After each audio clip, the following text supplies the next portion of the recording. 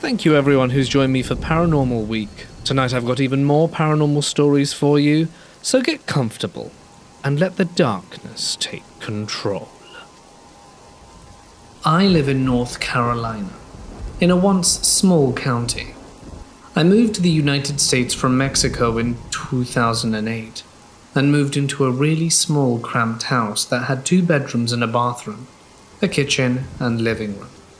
Well, we pretty much started from zero, since we'd only just arrived to the US. It was me and my mum and dad and 5 other siblings, 3 brothers and 2 sisters. I was the youngest. We didn't have much. My 3 brothers and I shared a room while my parents and 2 sisters stayed in another room.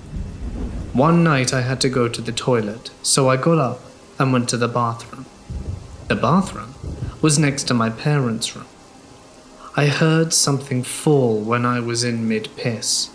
I thought nothing of it, since I had a lot of siblings and simply assumed it was one of them. After I was finished with my business, I washed my hands and decided to check who made that noise. As I walked into the room, I saw my sister was awake and looking in the corner of the wall like if someone was staring back at her. I thought it was so weird, so I asked what she was doing. She didn't answer me, and so I said, "Hey, I'm talking to you." Then she snapped out of her mind and looked at me with a really scared face. I was going to ask what happened, and then she started screaming for my mum. I got scared and jumped to my parents' bed. They woke up and asked what was going on. I said I didn't know. They told me to return to bed. After I left the room and stayed outside the door to listen to what they were talking about, I could hear my sister crying and telling my parents she saw a woman in a black dress. She said the woman was standing beside 2 children who looked to be burned. My parents told her it was just a dream and to go back to sleep. But she said that she wasn't sleeping when it happened. It was at that precise moment my parents looked at each other with fear painted on their faces. To try and appease her, they told my sister to lay down with them, so she did. I went to bed after, and a few days later my sister began screaming again. She woke up everyone in the house, claiming the lady was trying to grab her. All my siblings were confused. "What woman?" they asked. She said she saw the same woman from before, but this time she had tried to grab her. She said that she had woken up to use the bathroom when she saw the children on the opposite corner. Then a lady came from the hallway. She screamed as she approached her, but she wasn't walking, she was floating. As her hand was approaching my sister, all 3 of them suddenly vanished. My parents told her that she needed to stop making stuff up, but my sister insisted she was telling the truth. My mother at that point got very nervous and scared, because reading my sister's facial expressions, she could tell it wasn't a lie. She then told her to sleep with them, and the next day my mother called a local priest to bless the house. After that, the activity went down, and my sister didn't see the lady anymore. Well, one day, a pipe under the house broke, so my dad had to go into the crawl space to replace the pipe. He told all of my brothers to go down there with him to help, so we all followed. What we found still haunts me to this day. As soon as I stepped into the crawl space, I got a chill. I saw a lot of candles all over the place. They were red and they were black. I asked my dad why they were here. He replied saying they were probably just old candles that people didn't need. My brother called my dad and told him that he found a lot of books. My father said that that was nice, and to take him outside to see what kind of books they were. So my dad fixed up the pipe and left the crawl space. At that point, my brother comes up to him and asks him what are all the drawings on the book. takes a look at the books and sees what can only be described as rituals. He then tells us to drop the books and go inside to get my mother. At that point, they talk about it, and I think they confirm that they were wicked, perhaps even demonic or witchcraft books. My mum then tells him to gather them up and set them on fire, which he does by pouring gasoline all over them. At that point, they start wondering if it's related perhaps in any way to what my sister had been seeing. We try to put it to the back of our minds though, go in and eat dinner, and then watch TV. But that same night, we hear my sister screaming. I hear my parents tell her what was going on, and she said the lady was really angry that they burnt her books.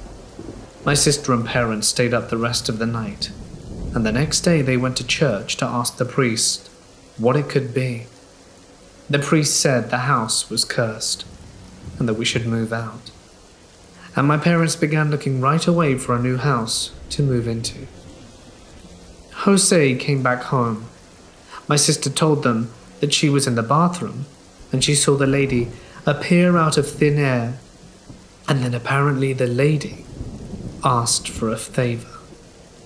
She said that the lady wanted my dad to open the chimney and clean it out. It was so late my parents called my uncle to tell him if he could come over the next day, to which he agreed. The next day when my uncle did come over, they proceeded to open the chimney up that was previously closed with bricks, and wasn't sure as they opened the bottom, they found nothing. So they decided to open the top where smoke comes out, and as soon as they did, the wind almost knocked my dad off the ladder. He thought it was strange but brushed it off, and when they finished, they found bones and ash. My dad got really scared at that point. He put the bricks back and went to the store and bought concrete and sealed the chimney off. My dad and uncle went inside and drank some beers, and my uncle offered my dad some space in his house while they found a house to move into. The next day, we packed up and left. Some time after that, my dad got a house that we moved into, and everything went back to normal, and my sister, fortunately, stopped seeing the lady. This next event happened 2 or 3 years after we moved. My dad decided to move us to a bigger house, which seemed normal. On one night, my sister awoke and saw a black shadow on the side of her bed. She thought it was just her imagination, so she tried to fall back asleep. But the next day she told my parents, and they just assumed she was tired. A week after, my brother started seeing stuff too. He claimed he saw multiple shadows in his bedroom, and eventually my brother started ignoring the shadows. Then one night he woke up and saw a shadow right in front of him and another one by the door. The shadow then started whispering, but my brother couldn't make out any words. He then started praying, and the shadow vanished. When he went to my parents' room to tell them what happened, they told him he was tired and that it was all in his imagination. So my brother returned to his room to sleep, and never saw anything afterwards. A few years passed and my sisters moved out, and one day my sister came to visit and had to use the bathroom. So she went to my parents' room to use theirs since the others were occupied.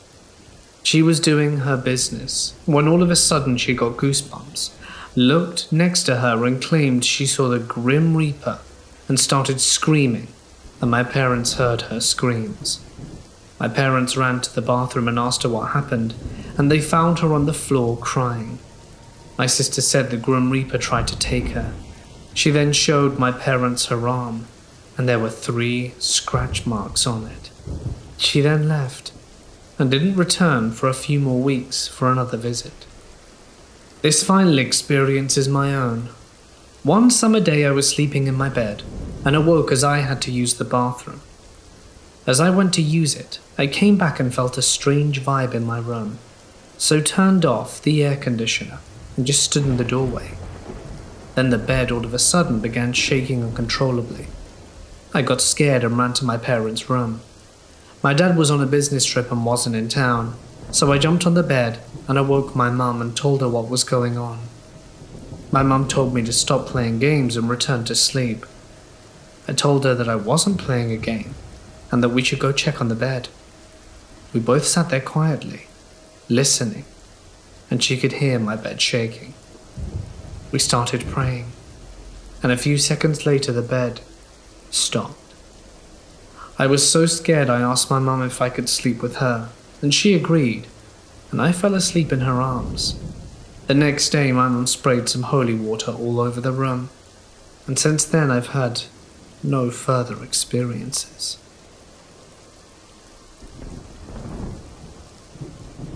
I have a story to tell that my mum told me a while back. It was her experience with a Ouija board, and my mum wouldn't make something like this up. The whole reason she even told me about it was because I brought up the idea of using one to contact a younger brother who passed away. Anyway, her story freaked me out enough to never use one. Back when she was in high school late one night, her and a group of her friends were cruising around on gravel roads a few miles outside of town, as I live in a small town in Iowa, and they stopped at an old abandoned barn and decided to whip out an old Ouija board one of her friends had. My mum had a really bad feeling right off the bat and said she wasn't going to do it. Well, everyone kept calling her a sissy and saying it wouldn't work unless everyone was there. So my mum was convinced, but only on one condition. She'd play if they didn't ask sketchy questions. Some of the guys laughed and promised not to. So they all gathered around the floor of the barn and placed their hands on the slider of the board. They asked some basic questions about it. Is there anyone here? What's your name? Things like that. But there was no response. Then a guy called Terry asked, which one of us will be the first to die? And my mum pulled her hands off the board and said, that's not funny. She was super pissed and everyone screamed at her to put her hand back on the board. As soon as she put her hand back on, the piece moved and spelled out the initials of a boy who was there. CJ. He was a twin. His twin was also present. And after that they said their goodbyes because they were all freaked out and my mum was pissed. And everyone was blaming each other for moving the piece on the board. So anyway, they all went home and basically forgot about the whole thing. Years later, that CJ was out driving on a gravel road and he ended up crashing into the ditch and lost his life. The first one out of everyone there. And the creepy thing is that when the police were done investigating the crash, they said the tire flew off because someone purposely loosened the lug nuts on the tire. So, ever since she told me that story, I've been too scared of trying the board. My father tells me this story of my childhood every once in a while. When I was around 6 years old, my dad's best friend ended his life.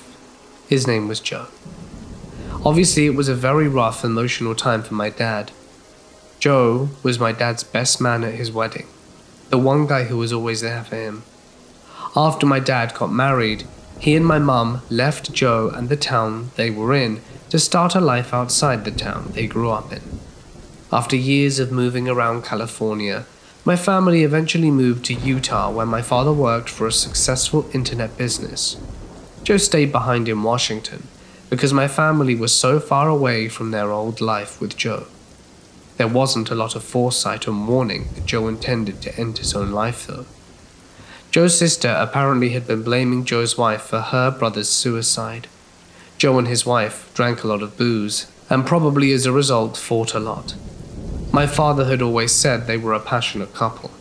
Yes, they would fight often, but he hardly knew two other individuals who were so completely in love, and for this reason he didn't believe it. A few days after Joe ended his life, his widow called up my father sobbing, saying about how she thought it was all her fault.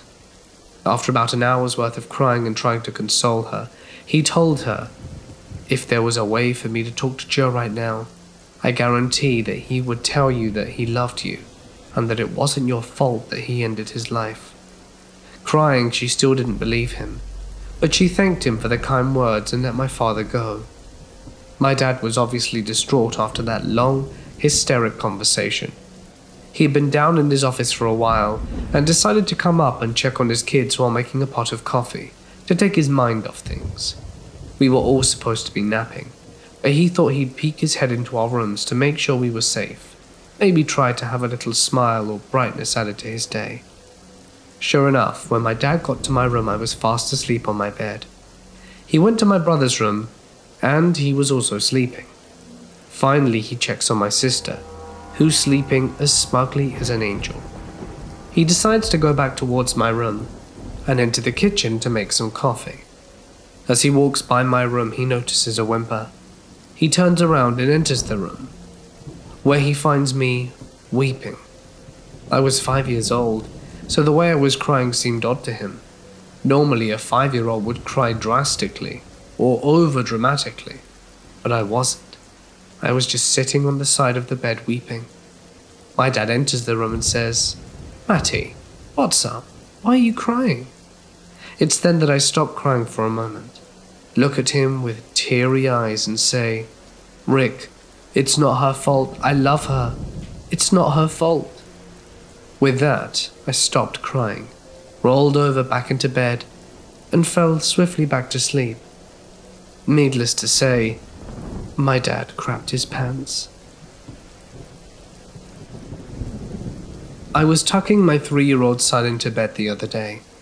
We say the typical slews of "I love yous," and then he stops talking, which is extremely atypical. He has maybe shut up once his entire life, so he puts his head down on the pillow, kind of pointing his face down, and rolls up to look at me. His arms were down by his side, and he just points one little finger towards the rocking chair in the room.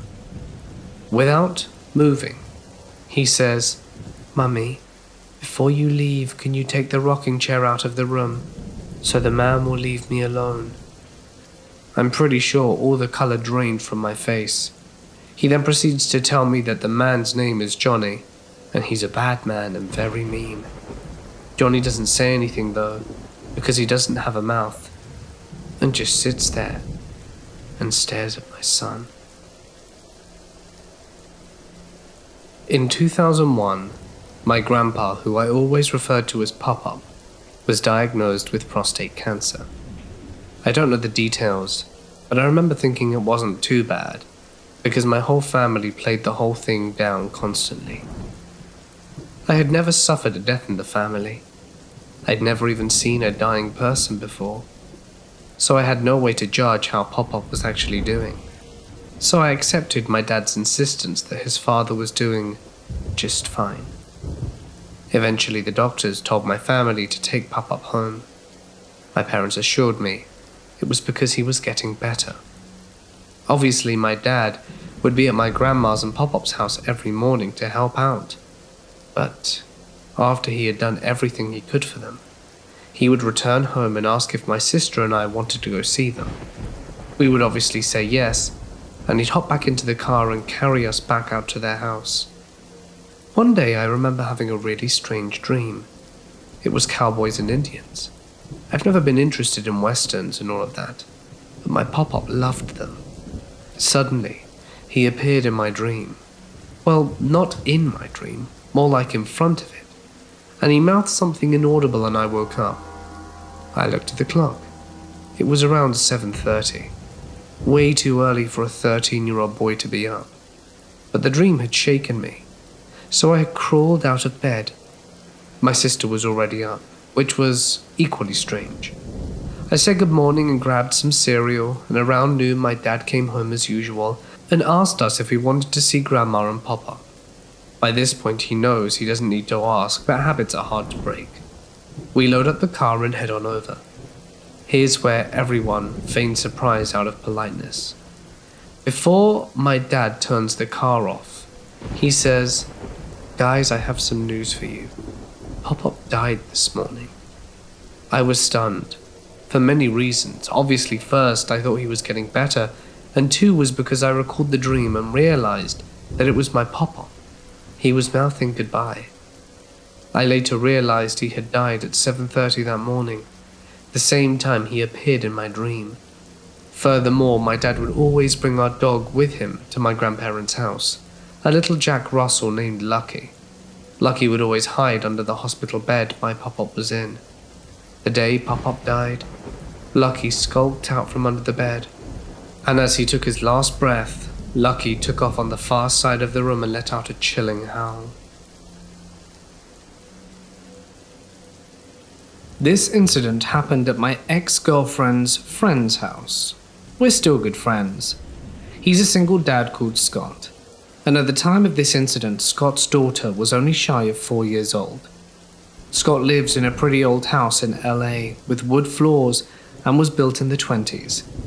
It's a modest 2-bedroom home where it's just him and his daughter. Scott is a complete skeptic when it comes to the paranormal, but even he says his house feels creepy at times. The odd knock here, faint footsteps there, pretty much the usual creepy old house noises in his opinion. He does wake up from them from time to time, hearing his daughter talking to her imaginary friend, while also having a deep and intense feeling of dread. He chalks this up to sleep paralysis, and his toddler being a toddler. Fast forward to the day of the incident. His daughter was busy playing with her toys in a sort of empty den he has, where she has a few toys in the corner of the room. It's a handy place for her to play while he works from home, so he can still keep an eye out for her. So she's playing away, having her normal conversation with her friend. This time, Scott was curious and asked who she was talking to. She giggled and told him that she was asking for her to go to her house and play with her. Scott asked where she lived. She shrugged and answered, "I don't know." Then she hops up and tells her dad that she's right there in the room. She then starts asking for Daddy to take pictures of both of them. Now, Scott doesn't really believe his daughter is talking with a ghost. His daughter is at that age where she's fascinated with phones and cameras and any sort of technology, really. He, being the good dad he is, pulls his phone out and begins taking pictures. At first, he snaps 1 or 2 and is trying to get his daughter to smile. He then starts taking burst photos and sort of teasing and playing with his daughter and says to her, "Tell your friend to smile too," trying to make his daughter feel like she isn't strange for having an imaginary friend. Well, when he says this, she gets a very serious face and says, "Dad, Lily never smiles." Something about the way she said it sent chills down his spine. What's worse is that later, he's scrolling through the burst pictures he took earlier and was deleting one after another and just generally cleaning up the folder so it wasn't full of the same pictures over and over. So anyway, he's swiping, deleting, until he gets to this picture.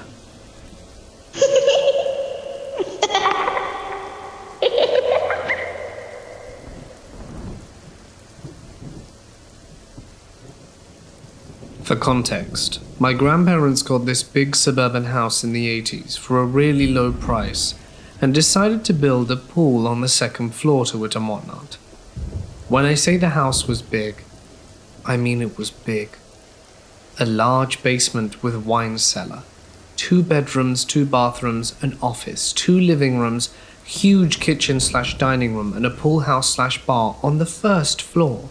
5 bedrooms, 3 bathrooms, a balcony terrace, and a living/dining room on the second floor. My family moved in when the construction was still going on, and weird-ass things started to happen. Like a drill going max power being unplugged, or things disappearing and appearing again in strange and odd places. But my family would always joke about the house being haunted, and never really did anything about it. At some point, it got pretty insane, and my grandpa took a bottle of holy water, and that was it. Ever since I remember, I've had this strange, uneasy feeling about the house, and particularly about some rooms within it, like I was never alone and was being watched, but I always brushed it off, thinking that I was just being a silly girl. At some point, I got to completely avoid going into these places. I was maybe 3 or 4 when I had this dream. I was playing at the bottom of the stairs and some shadowy figure started growing from the floor. I remember I was just watching it slowly materialize itself in front of me until it looked like a man with a hat and evil eyes, all black. A few years ago, researching over the web, I realized it was a shadow man. He had his hands stretched over towards me and was about to say something when I woke up, shaken and scared to death. I sometimes saw this figure standing on the hallway, so I avoided going there by myself as much as I could. When I was 7, I moved to the room beside the stairs on the second floor. This is one of the rooms that made me feel uneasy. I would always find my stuff misplaced around my room, and my lamps and radio unplugged, but I didn't really pay attention to it. Staying in this room, my nightmares and creepy dreams intensified. I remember clearly waking up starving pretty early on a Sunday morning, and when I tried to get up, I fell into a void and woke up really scared. When I finally stopped shaking, I tried to get up again just to end up going into the void once more. This went on 5 times, and I was so scared that I eventually stopped trying to get up until my mum went to wake me up a few hours later. Another time, I was sitting in the kitchen with my grandma late one night. Everyone else was asleep, and we were chatting about life when she sewed some pillows for the sofa. When she was done, she piled the pillows over a counter where there were 4 of them and made some tea for us to keep talking. We were laughing and everything when all of a sudden the pillows flew across the kitchen as if they were angrily tossed and crushed at the laundry room door, which was above the basement. Another room that freaked me out.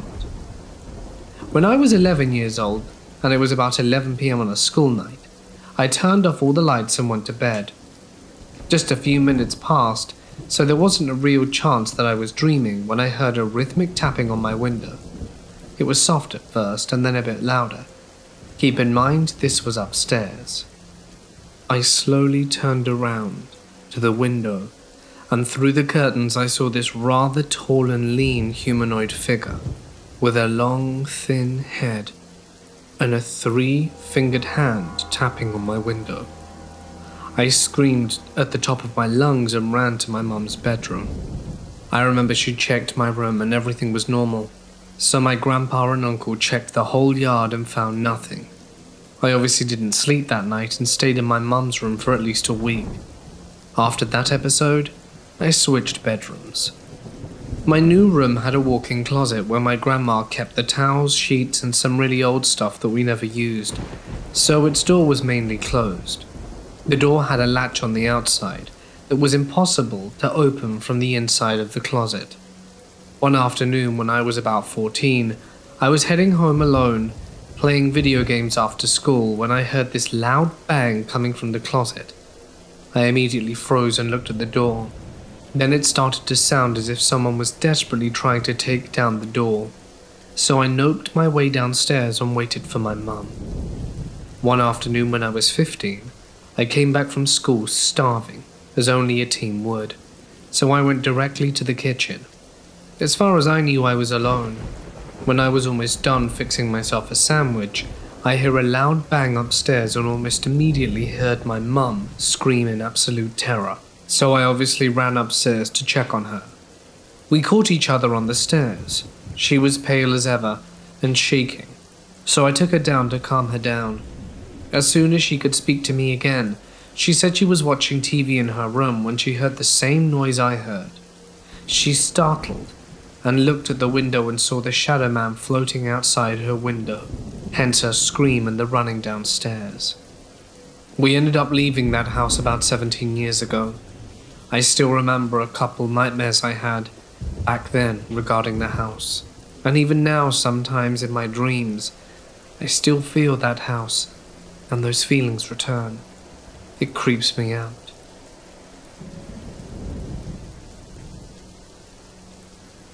My wife swore the house we lived in about 10 years ago was haunted, because she's a nurse and she works 3 12-hour days per week. That left her alone in the house at least twice a week. I worked, the kids had school, and she claimed she heard doors open and close and saw things from the corner of her eye, but never really saw anything. I'm a skeptic. The house was built in '79 and is in an established subdivision. I explained it may be noises from the outside she's hearing. She had a lot of family pictures hung down below the hallway. If the bathroom door was open, the light from the window shined down the hall. The sunlight would often filter through an oak tree and make the light dance off the glass in the picture frames. The illusion of movement catches your eye, but there's nothing there. She disagreed and stood by her claim. She never felt malice or was scared, she just said that there was something there. I'm a skeptic. She isn't. We agreed to disagree. One Saturday morning, we're in the master bedroom on our computers. Just her and me, and our beagle. Barkley was asleep on our bed. Our son had called earlier and said he was coming over any minute. I hear the door open and Barkley jumps up and goes to open the bedroom door, looks down the hall and barked. I heard the door close. It wasn't just the sound of the door. It was also the sound a house makes when an outside door opens and the pressure changes in it. I called out that we were in the back. Barkley jumped back up on the bed and resumed his nap. A few minutes went by and both my wife and I focused on finishing up emails or whatever. Then I realized our son was still in the front of the house. I called out and got no response, so I went down the hall to find him. He wasn't there. I checked the front door and the deadbolt was locked. The garage door was locked, as well as the patio door. While I was scratching my head, our son drove up. I asked him if he had just gotten to the house. I heard it. She heard it. The dog heard it. But there was no way any of those doors were opened, and nobody opened a door to leave. I've got nothing. Well, unless you count my wife telling me, "I told you so." Then I got plenty. But I can't explain what happened at all. And that was my only experience. But my wife complained all the time. Nothing mean-spirited or evil. Just odd. Yesterday, my dad was all excited to finally buy this gorgeous one-story brick house in Indigo Lake, Texas.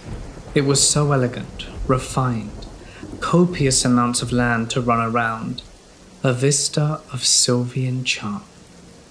No annoying neighbors, unless they were on the road. We brought all of our belongings and finally came face to face with what was going to be a beautiful nightmare.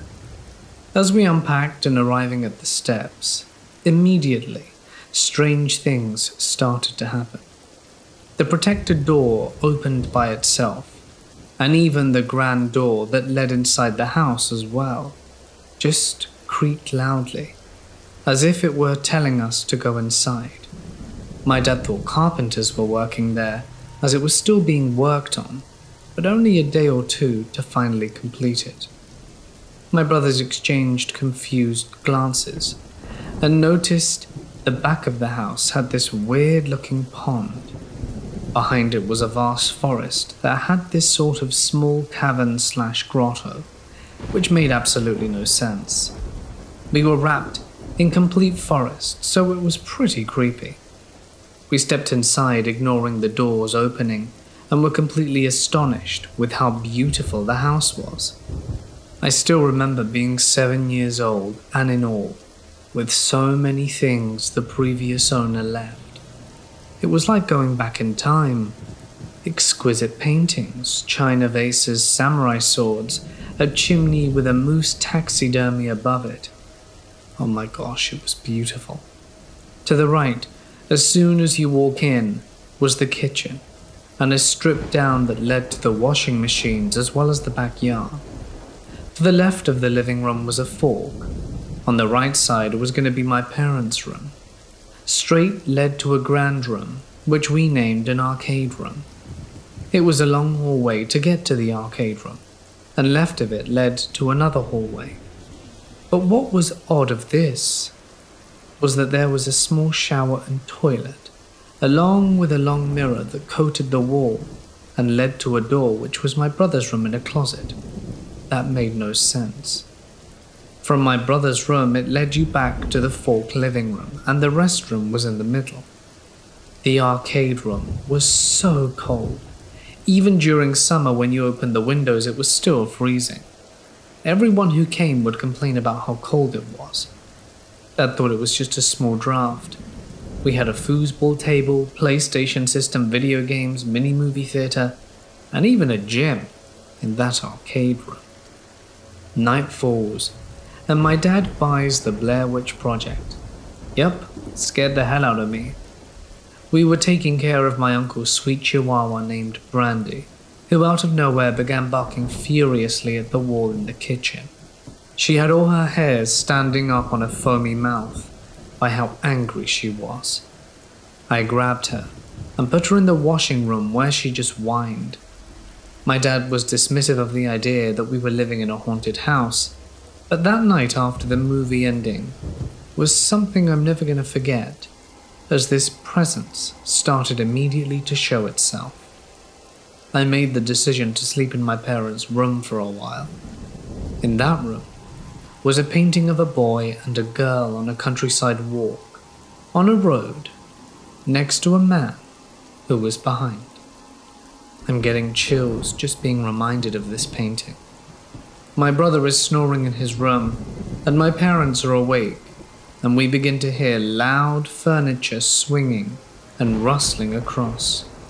The nails are scratching the walls, and these sort of chain noises are coming from the attic with a ch-ch, as if someone was calling a dog.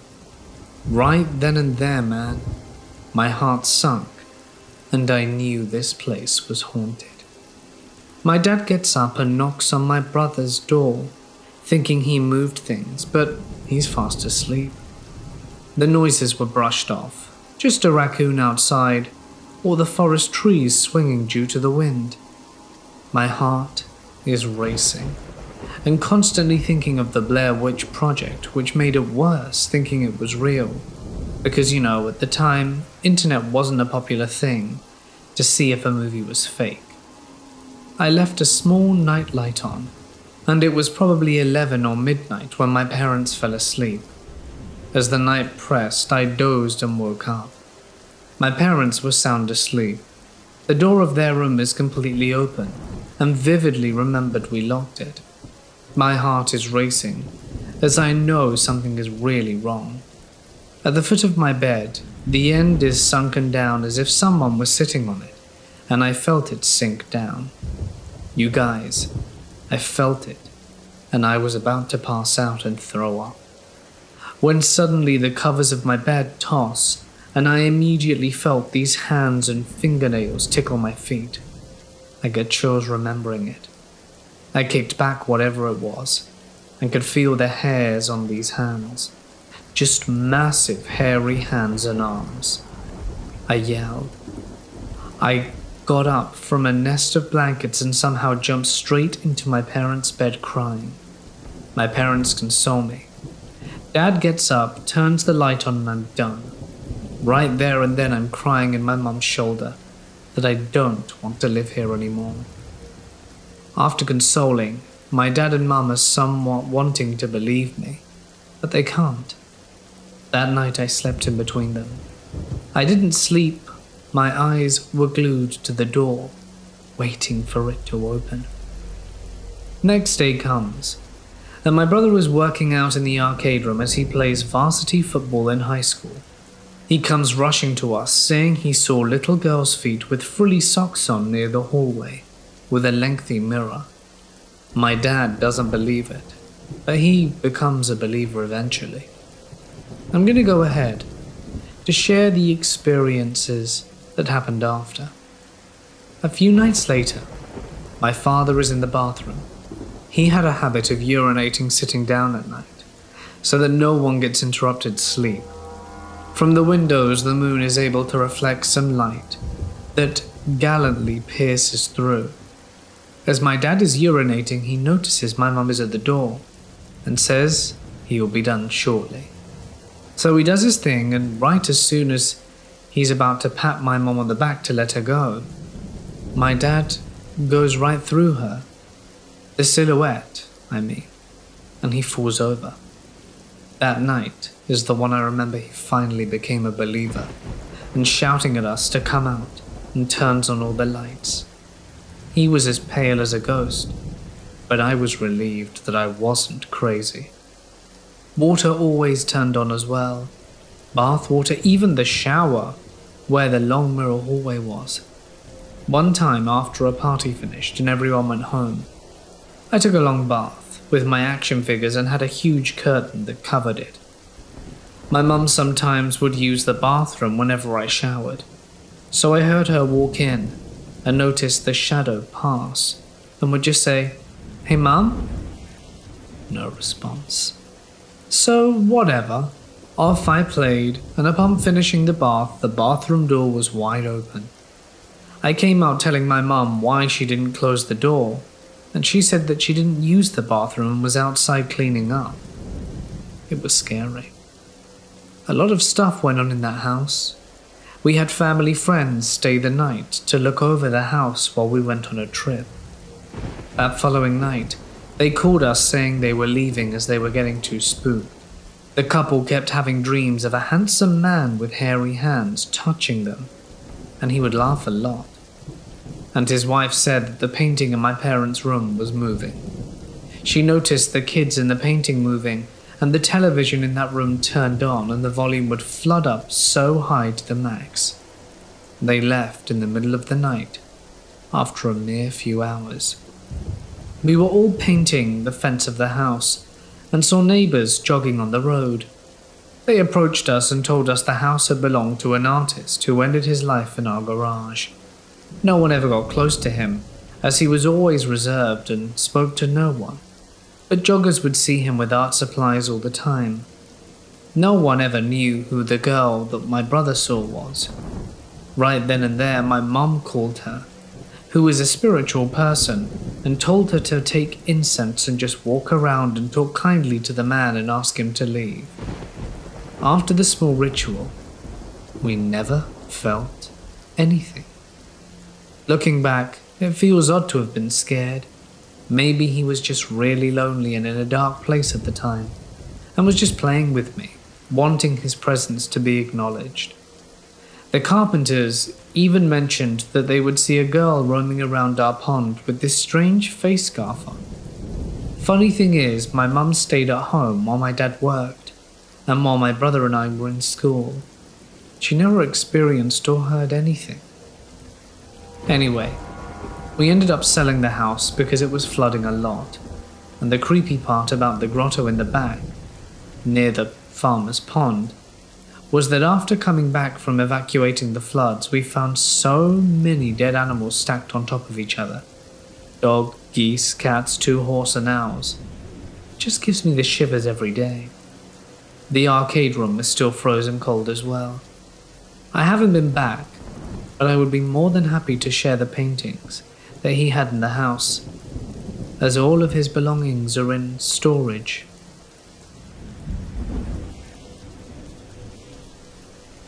I had a teacher who had a very interesting Ouija board story.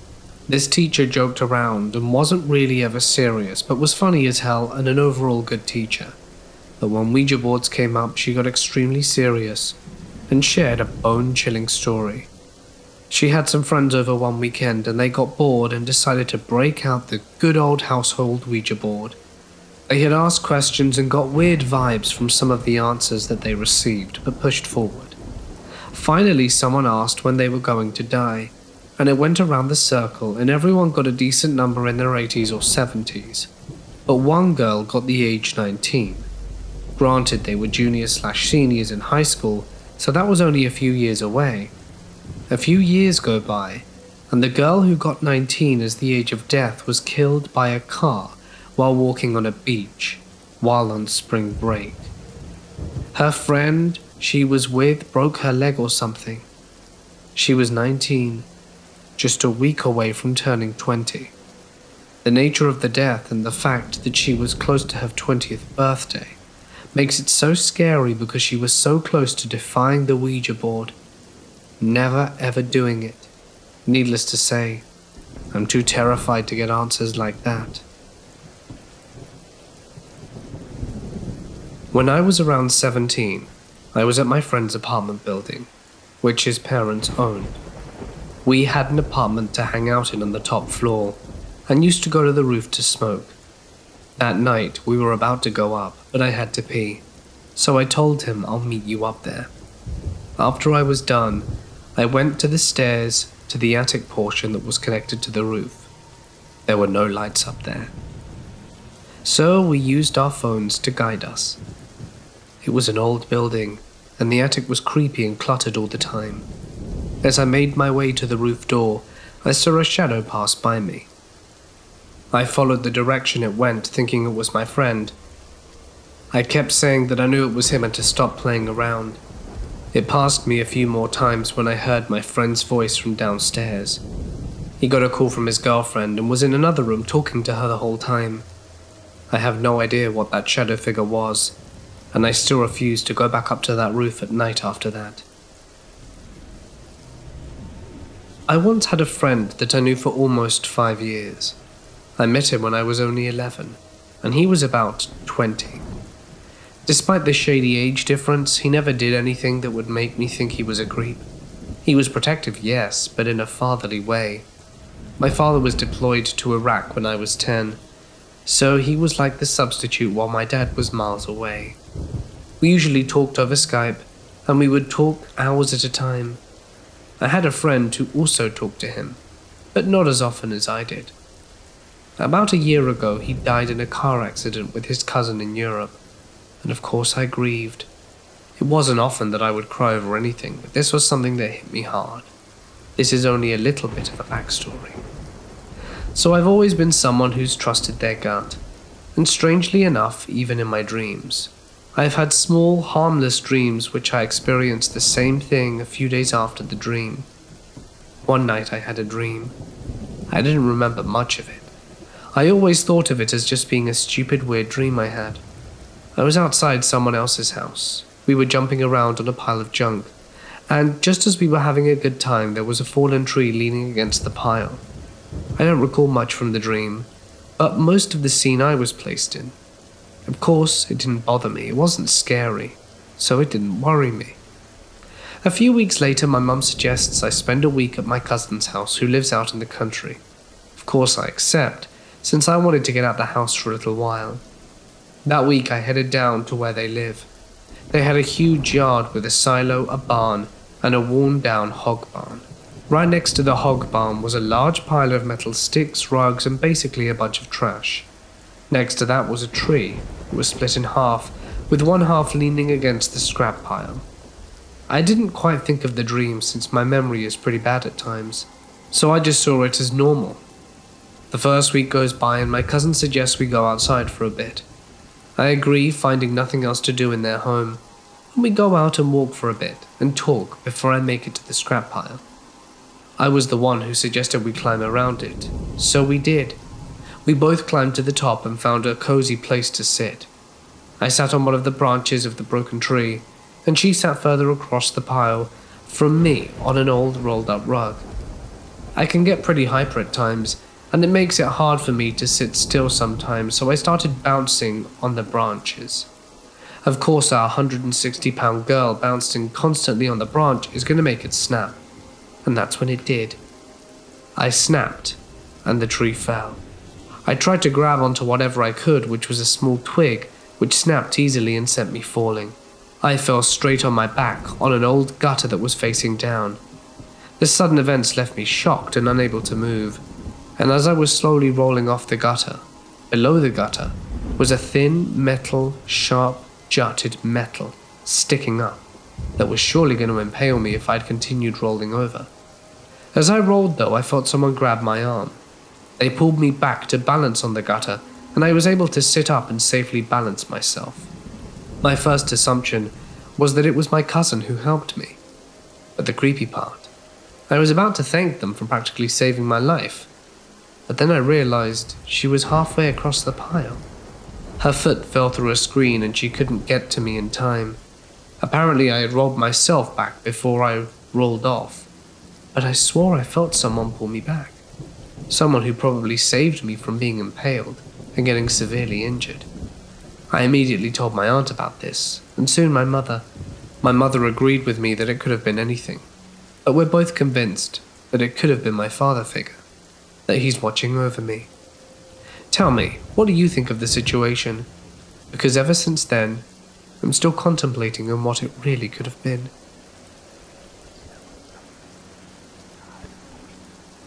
When I was young, I used to see things I couldn't explain. One of the most notable times was when I was a kid, sleeping on the top bunk in a room with my brother. I woke up in the middle of the night, not really knowing why. When I looked over the shoulder of the bunk bed, I saw what looked like a chariot floating in the air going from left to right. The chariot was small, probably about the height of my hand, and it moved in a snake-like way, slithering up and down, like a sound wave or something. In the chariot sat a man and a woman dressed in old-style Victorian clothing. The chariot was being drawn by a long row of horses side by side. It is worthwhile to note that the entire chariot was made up of what looked like fluorescent light, in different shades of white, teal, green and red. Once the first pair of horses hit a certain spot in the room, they disappeared, and each pair of horses, and finally the chariot did the same, almost like they were going through an invisible portal. I would tell my parents about the thing that I saw, and it led to a few years of counseling. Knowing what I do now about the paranormal, I know that I wasn't in need of counseling at all, as I have no schizophrenic background or anything else that would explain what I did. Skip forward to the tender age of 16. I had just recently gotten my driver's license at this time, and I went to hang out with my friends in the neighboring town. As night came, I decided I better get home because I still wasn't too fond of driving at night. Regardless, the sun was completely down, and darkness had come by the time I'd left. The roads that take me from my friend's town back to mine are very rural, with either cornfields or forest on either side. No street lights and hardly any traffic. I turned onto the last rural road leading up to my neighborhood and started going up the steep hill onto the streets. As I reached the top of the hill and made my way over, I saw something strange. On the right side of the road, walking away from me with her back turned, was an old lady walking a small white dog. The lady was wearing a nightgown, white, and white high socks or tights, and had old grey/white hair. Literally everything about this lady and her dog was pure white. I almost swerved out the way in shock because this is not a road you ever see anyone walking down. It's a 55-mile-an-hour road with no shoulder in the middle of the countryside. After I passed her, I looked in my rearview mirror, and she had vanished. I want to point out the area I am in is inhabited mostly by wealthy families that keep to themselves, so the chance of it being some sort of crackhead or whatever are about 1 in a million. After I got home, I went to use the bathroom. I remember clearly thinking to myself, did I just see a ghost? And as I was thinking that, a bottle of shampoo fell from the top shelf of a cabinet in my bathroom. This could have been a coincidence, but never in my 10 years of living here has anything fallen off that shelf. There's a very famous ghost story around my area, Chicagoland, of a lady called Resurrection Mary. She was hit and killed by a car in a town about an hour from my house. Since the 1930s, she's been reported seen walking down the side of the road, hitchhiking in a white gown with blonde hair. I'd not heard of this story until recently, and it got me thinking about my experience. The description of Resurrection Mary is pretty damn close to what I saw. I don't think what I saw was her necessarily, especially considering the distance between her reported location and my sighting, but the similarities certainly shocked me. My parents bought their first house back in 1972. It was a fixer-upper, but they decided to move in right away and fix things when time and money permitted. Within a few days of moving there, the new neighbors came over to introduce themselves They also let my parents know that the previous owners had moved out after a nasty divorce. They had lost their second child to SIDS, and their relationship went downhill from there. My parents were horrified, more so because they were newly pregnant and couldn't imagine going through such a thing. They eventually pretty much forgot all about it. Life went on, and they were in love with their new life and their new house.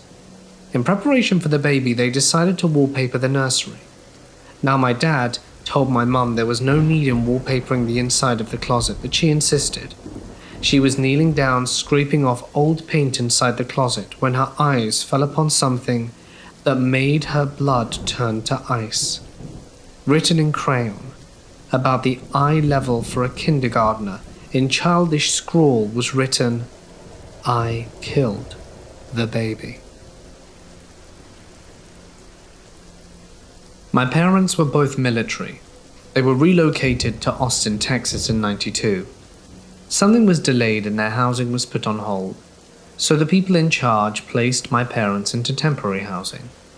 To my mother's horror, it was a sculty, very dated double-wide tin trailer, which was moldy, roach and rodent infested, and the windows leaked and the place couldn't hold heat. Since my dad had to travel more than an hour to and from the base, Mom was left alone for hours at night.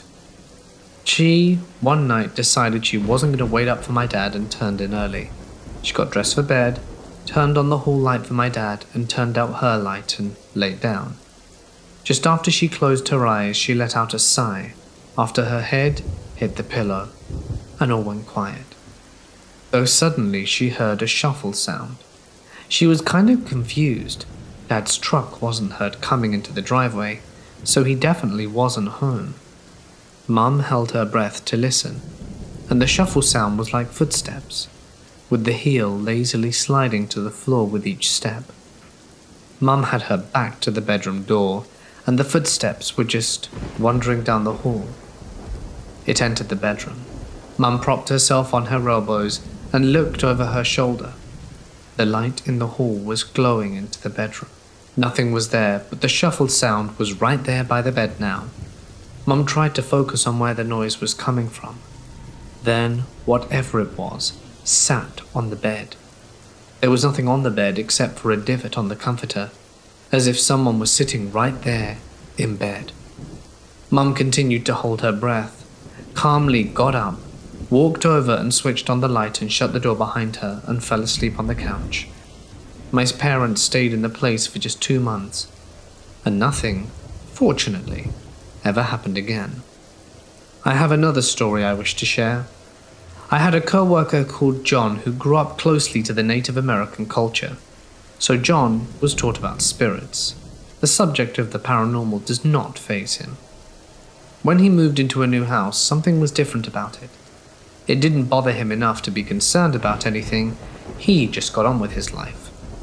Though after his first week, John felt pretty rubbish about being there, kind of feeling like he had to look around his environment a little bit more than usual.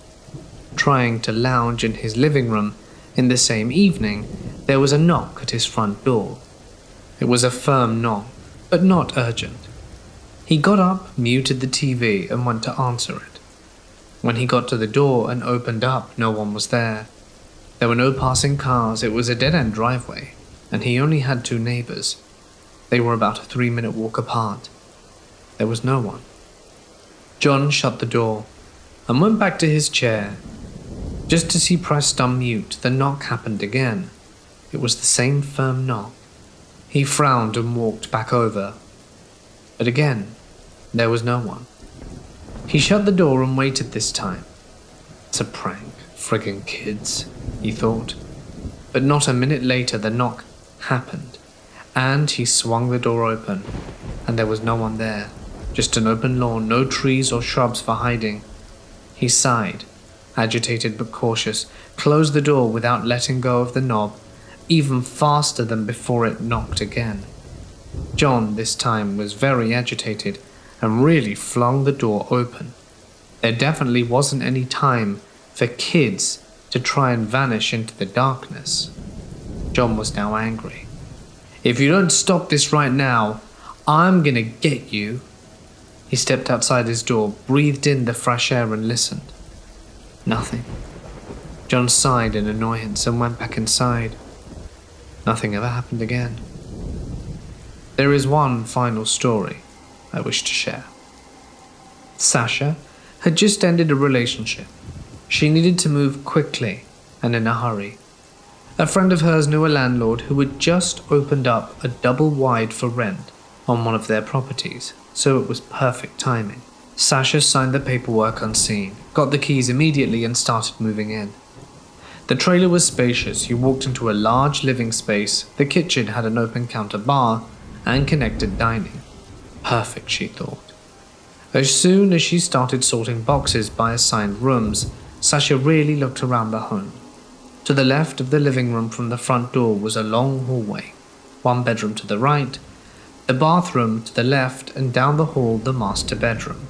Going to the master bedroom to set things up was the first thing Sasha noticed when she was taken by surprise. There on the wall was something odd.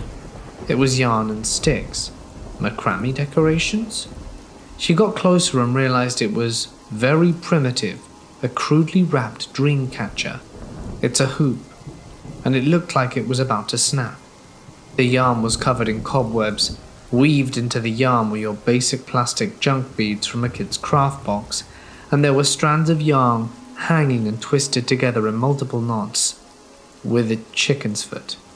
Gross, she thought, and tossed it out into the trash. Well, she didn't get to stay in her new place for the first 2 days. She had to travel a distance between her old home and stayed with her parents who had kept her dog for the transition time. But Sasha did get a chance to continue to unpack between work and her parents' house. On the 3rd day, everything was put together enough. She collected her dog and went straight to her new home for the first full night's stay. All evening, Sasha was unpacking. By the time she stopped and looked at the time, it was 2:30 a.m., bedtime. All the lights were turned off and she settled in her room with some YouTube and her dog on the bed. At 3 a.m., Sasha noticed her dog staring out the bedroom door, ears alert, kind of tense looking. Sasha put her phone down, trying to focus on her own scenes, when she heard it. Small, evenly timed thuds. It was faint, but Sasha could hear someone walking around her living room. She lived alone. The doors and windows were locked, or at least they should have been.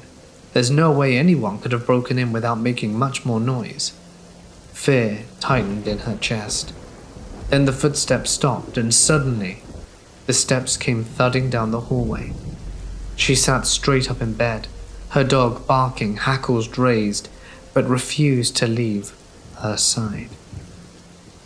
The thud of running feet came to a stop right at her bedroom door.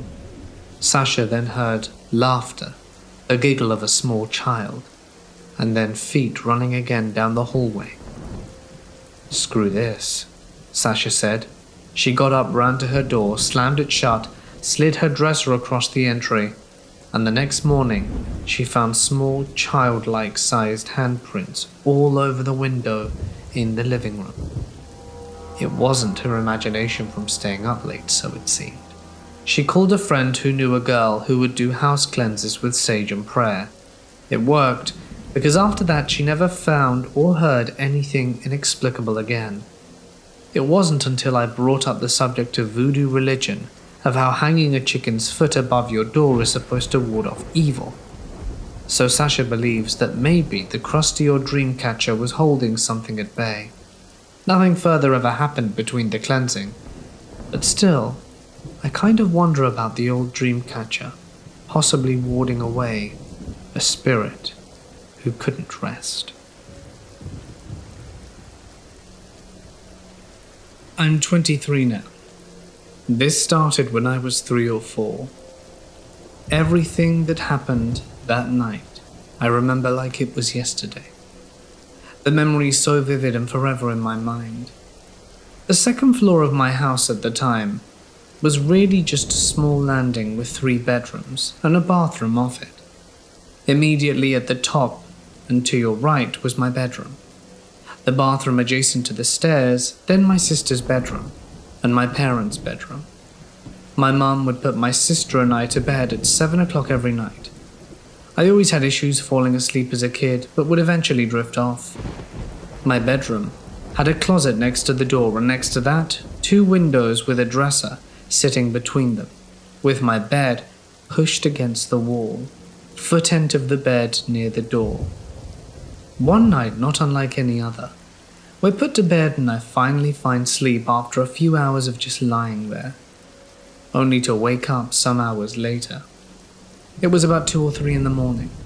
I rolled over to scan my room. I've always been afraid of the dark, so the room was lit up and my nightlight was plugged in at the end of the bed. Standing in front of the window furthest from me, near the closet, I saw what I thought at the time was an angel, quite literally glittering gold in front of my eyes, standing at least 7 feet tall, staring out the window. My movement must have grabbed its attention, because immediately its head turned to look at me. There were no facial features except for a strong, defined jawline, though faceless. It wasn't like a freaky facelessness. At this point I was more curious than afraid. Then it started to yell at me. It kept telling me to shut up. The yelling quickly turned to screaming and I freaked. I was one giant goosebump, and I got up from bed, opened my door and looked into the lit hallway. My parents always left that light on at night in case my sister or I needed something or got scared in the middle of the night. Almost in slow motion, I noticed the air felt too still. Something was off. Before I could process anything, I took one step forward, and out of the bathroom shoots this thing. It gets right in front of my face, screaming a blood-curdling scream that still echoes in my ear to the day. The face of this thing was just grey and sinister, eyes completely blacked out, skin cracked, no lips, just a black hollow hole with the screams coming from it. Long, black hair flying around, as if there were a fan switched on behind it, and I lost it. I screamed so loud, I swear the entire house shook. I barged into my parents' room, tears streaming uncontrollably down my face. My mum looked scared and confused. My dad, just terrified. I don't remember what happened after that. I'm sure I told my parents what happened and ended up sleeping with them for the next few weeks. Growing up, I asked my mum about that night, and she explained how I barged in crying, rambling off some story about an angel or something. Today, I don't know what it was. My dad, on the other hand, never said much about it, and instead started warning me to stay away from Ouija boards, and told me some freaky stories about things that had happened to him. As my parents divorced, growing up, things got worse with respect to what I was being exposed to. My dad would show me scary pop-up videos and play creepy music. I was 6 or 7 at this point. Safe to say I hated going to my dad's because I thought whatever I'd seen that night was somehow connected to him. Eventually my mum remarried. We moved and things were okay. Then I decided to stop seeing my dad completely, for unrelated reasons, as I was 9 years old at this time. And that's when things started again. The air was ridiculously heavy all the time. I hated sleeping in my room. I always felt like there was something at the end of my bed, just watching me. I tried to ignore it. For 9 years, constantly living in fear. We moved out of that house to somewhere around the corner. And once my mum and stepdad divorced, that way we wouldn't have to switch schools as I was about to graduate high school, and my sister still had 1 more year. I still had access to the house as my ex-stepdad still lived there. They were using my old bedroom for storage and always kept the blinds closed, as I had while living there. One morning when everyone in my old house was at work, my friend and I decided to sesh in the garage quickly. We had the okay from the ex-stepdad, so long as we weren't driving anywhere afterwards. We walked through the front door, through the foyer to the garage, and got settled. I could already feel the extra 10 pounds on my chest, and I really wanted to make this quick. I had previously spoken with my friend about what I was feeling in this house, as we had been friends for years at this point, but never gave her much context. Not even 5 minutes into the sesh, we heard the footsteps above the garage, i.e. my old bedroom. My entire body went cold. My friend immediately looked at me, and we waited for another second and heard them again. This time, like a stomp type running around the room. We said screw it, packed up and got the hell out of there. I locked up and walked down the driveway completely freaked, trying to push the thousands of thoughts running through my mind out my head. Then, my friend let out a tiny shriek. I turned back to immediately ask her what was wrong. They were doing some work. I thought she could have stepped on a rogue nail or something, but the horror was written on her face, and I looked up at the window but the blinds were closed. I asked her again what was up. She said for whatever reason she felt like she needed to look up to my old bedroom. She said the blinds were open in the window looking down on us, and I quote her words, "This thing, with black hair and black eyes and cracked skin, and just a hollow black hole for a mouth, was staring down." She said it so fast, terror was oozing from every word she said. That's when she burst into tears, and so did I. I was too freaked out to tell her what happened when I was a kid, and I didn't want to scare her more. I suggested we get the hell out of there. Since then, nothing's happened. I recently traveled to Rome, specifically the Vatican, and got a blessed St. Michael pendant for extra measure, seeing as whatever it was followed me in silence throughout the years. The thing hasn't bothered me other than showing up in a very specific nightmare I've had every 8 to 10 years since my first encounter. If this thing is still on my tail, I'll be due for a nightmare within the next year. I've gone back and forth with the idea of sharing this for a while. After searching through a lot of places on the internet, this seems like the best place to discuss them. I still have my reservations though. In any case, I am looking for answers. Several years ago I was doing my undergraduate studies at a large university in Pennsylvania. This event happened in 2005. I was dating a girl called Erin at the time who was big into New Age ideas, paganism, magic, and the like. And I did learn some cool stuff from her too. Eventually I met some of her like-minded friends, and in our conversations it came up that one of the rooms in the oldest building on campus caused 2 of them, a guy and a girl who were dating, to experience a lot of psychic distress. Kyle had gotten nosebleeds in the classroom, and Julie often grew disoriented or frightened when she was there. Someone in our group had the bright idea to sneak up there one night, and of course we all went for it. It was me, Kyle, Julie, Erin, and a medium named Audra and her friend Sharon, and another girl called Kesha. Sharon and Kesha, like me, had a lot of supernatural experiences in the past, but didn't consider themselves mediums or sensitive or anything. So one night we bought a novelty Ouija board from Walmart, a glow-in-the-dark one because why not, and started doing our thing. At first the planchette didn't do anything, but then it started twitching and eventually it was whipping around choosing letters that made no sense to any of us. Until afterwards, as Kyle was writing down the letters. Then out of nowhere, Audra started mini convulsions. I don't know how else to describe it. Her eyes rolled up and she started spasming and making these horrific pig noises. Not just snorting or squealing, but belting those noises out like I never thought a human would be able to make. She started crawling her way to the door.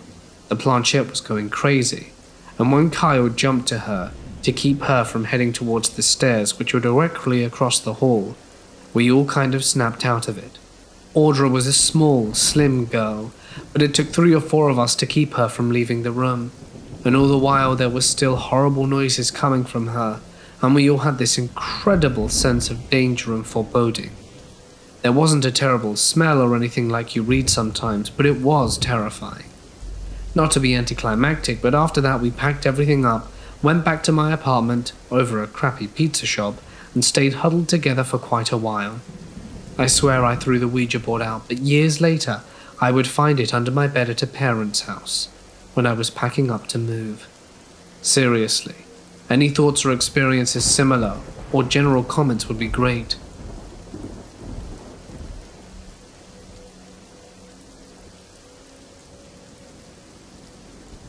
Many years ago, when I first met my ex and her family, they lived in a mobile home. My ex has this younger sister who is a bit messed up, in and out of psych wards and stuff. My ex and her younger sister shared a room in this mobile home. While we were dating, and before my son was born, she told me this story about how her younger sister would wake up and talk to the man in the hallway. The man always had a suitcase and wore a brimmed hat. My ex and her family always dismissed the stories as the younger sister was a bit nuts. Fast forward a few years, my ex and I had a son together. Her parents moved out of the mobile home and into a house, and we were renting the mobile home to my ex. Our son's room was in the exact room where my ex and her sister had slept in. One night after our son had gone to bed, he was asleep for a while, and we heard him get out of bed. We figured he would come out of his room and ask to use the potty. Instead, he started talking to someone and said, "Hi," and started talking about his favorite stuffed animal, which at the time was Ducky. Curious, I called back and asked who he was talking to. He pops his head out of the room and informs me he's talking to the man with the suitcase and who's wearing a hat. At the time, he was about 2.5, and had never heard about his aunt seeing the exact same guy. I have a younger brother who had an imaginary friend in his youth.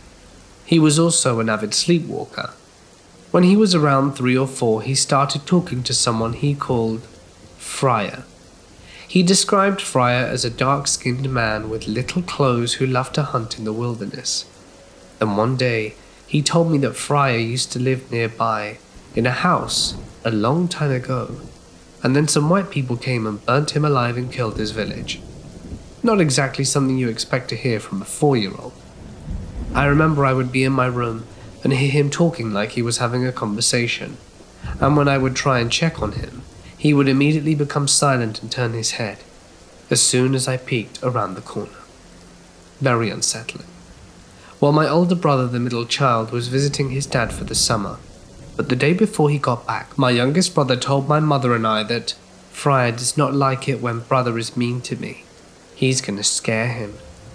The night he got home, my mum and I were downstairs and heard a scream that I can still remember to this day. We ran upstairs and found the middle brother swearing that something was shaking the bed violently. It was a bunk bed. My youngest brother was sound asleep. A month later, my youngest brother took a bad fall and cracked his skull. He was fine, but never spoke to Friar again after that. He would also sleepwalk constantly, and show up right next to me in bed and stare at me until I woke up and promptly crouched myself. One night I heard the front door open and close, and since it was 4 a.m. I went to check it out. I opened the door and found my brother at the far end of the yard, in the snow, only in his underwear, staring right at me. Then he slowly waved. Those shivers weren't from the cold though. A few years ago, my brother would get a call on his cell phone at around 2 to 3 a.m. every night. He would answer it, and it would be this hellish-sounding noise, like static mixed with screams. He changed his cell number after about a month of it and it stopped. Then after a week or so it began again. The exact same noise, the exact same time. Finally one day he decided to backdial the number. It was an old man that had no clue what he was talking about, and still the calls persisted. If he didn't answer, it would call a few more times. No messages were ever left. He decided to say screw it, ended his contract with the phone company, switched to a new one, and then got an entirely new number. You guessed it. The screaming static calls continued after a short delay. By this time he was terrified every night, unsure why this was happening. He back-dialed the number again and got a different person. Around this time he lost his job and his phone. The calls stopped, of course. His phone was disconnected now. So one day my mum asked me to listen to this weird message she got on our home phone. It was the static screaming. We showed my brother and he was freaking out. He back-dialed the number again, and it said the number was disconnected this time. Never heard from it again after that.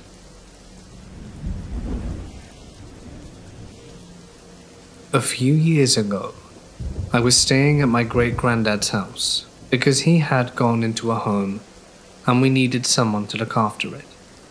I had always seen and heard strange things happening around me, but had just put up with it to help out my family. One day I was out in the sunshine room having a coffee and reading a book, when I realized I needed to go up the street to get some things, so I went into the house and closed all the doors inside. It was a pretty warm day, so I wanted to close everything so the air conditioning worked best. I closed the doors inside, locked the front and back door, and leave for about 15 minutes. Come home to chaos. Unlocked the back door to find every single door inside wide open, cupboard doors as well. I went through the house, checked the front door, still locked, and felt something move behind me and spun around. But there was nothing. By this stage I was pretty freaked out, so I started to back my way out the back door again. I could see shapes or shadows moving at the edge of my vision, but when I looked directly at them there was nothing. So I backed my way out to the sunshine room, and then noticed the book I was reading, the coffee cup, ashtray, and everything that was on the table was scattered on the floor. Looked inside, it was the same. Not ransacked, but random stuff was scattered. I saw more movement inside it too. Multiple movements. Just shadows, but there were several of them moving around inside. I didn't want to leave because I still was trying to convince myself I was imagining things. Or maybe I had walked in on a home burglary. Once I heard the doors start to close and open again, I was done. Nothing could make me walk back into that house alone. I sat outside in the sunshine room for about an hour, waited for my wife to come home from work, and watched these shadows wander around my house and have a spectral party or whatever the whole time, trying to convince myself there was another rational explanation. I heard my wife's car pull up in the driveway and everything disappeared. No movement, nothing. She walks in and asks me why I trashed the sunroom. I was 25 and a male, by the way. It never happened again after that, at least not to that extent. It has long been rumored that the house next to me has been haunted. People would come and go like it was a perpetual revolving door. The longest anyone stayed was about 6 months. It was a normal house, upper middle class, tan with a white picket fence, a good-sized deck and a decent yard. The only thing slightly creepy about this house was that a man who had owned the house for years and moved had buried all of his dead pets in the backyard. So it was an animal graveyard of sorts. It sat empty for quite some time, and this is where my experience begins. I was in high school when it happened, probably my freshman year. I had gotten together with 2 friends, Carol and Erin, and we were trying to figure out what to do to keep from being bored. Someone, maybe it was me, decided to go check the house out and see what all the fuss was about. We walked through the open gate and into the backyard. A cable man had recently come by to do some work, which was very odd since no one lived there. After standing in the yard for a minute, we decided to play hide and seek. We opted to draw the boundary line at the front yard and backyard. Going inside was off limits. I would count and they would hide. Well, I found Carol almost immediately, and she decided to help me find Erin. We looked for a few minutes or so when we heard a noise that sounded like movement in the house, kind of like someone scurrying across the floor. We assumed that our friend had broken the rules and gone inside. "Erin," we shouted at the house. "You know inside's off limits." We expected to hear the door open and Erin come walking out, talking about how she just wanted to look, when we hear her come out the bushes behind us, explaining that it wasn't her in the house. We get a look of horror on our faces, and slowly turn to look at the large window that overlooks the yard. The house is pitch black, so it's impossible to see inside. We aren't looking for very long when I see something directly in front of the window. It was a young girl, maybe 11 or 12. The only thing that was out of place was that she wasn't from this time period. She was wearing a dark dress with a high collar and 2 braids down her back. She looked sad and mouthed something that I understand to be "help me." I can't figure out what she means when I see something behind her that made my blood run cold. It's a man about 5 feet tall and sinister. He had a look of pure hatred on his face, and his hands reach out as if to take the girl standing in front of him. As fast as he appears, they vanish. I come back to reality and turn to look at my friends. They looked like they'd seen a ghost. I turn to my friend Erin and ask what she saw. She describes the little girl exactly, and saw the man as well. We hightailed it out of there as fast as we could, and have never been back. This is a story of one of the scariest and strangest things that's ever happened to me. Let me go from the beginning. One morning, I got a lift to work with a lady that I work with. As we were driving, a native bird thuds into the windscreen and bounces off. We both got a fright. I wanted to stop to see if the bird was okay, but the driver insisted on driving on and that it was probably dead. I felt bad. I am an animal lover, but you know what it's like when you have to get to work and time is going to be tight for the entire day. That night I get home. I'm hanging out in my bedroom when I start hearing what sounds like a person making these groaning and crazy murmuring sounds right outside my bedroom window. I'm home alone and frozen in fear. The sound seems to move around my room to the back of the house until it disappears after about 15 minutes. I didn't look out there because I was scared, but I've lived here for over 15 years and have never heard anything like it before or since. That night I wake up from a dead sleep and hear something hiss right in my face. But the creepiness does not end there. A few days later, I'm at someone's home doing some housework for them. They aren't home and I'm alone, and I go to pet their cat, who was sitting aloof on a chair by a huge window on the 2nd story floor that looks out over the driveway.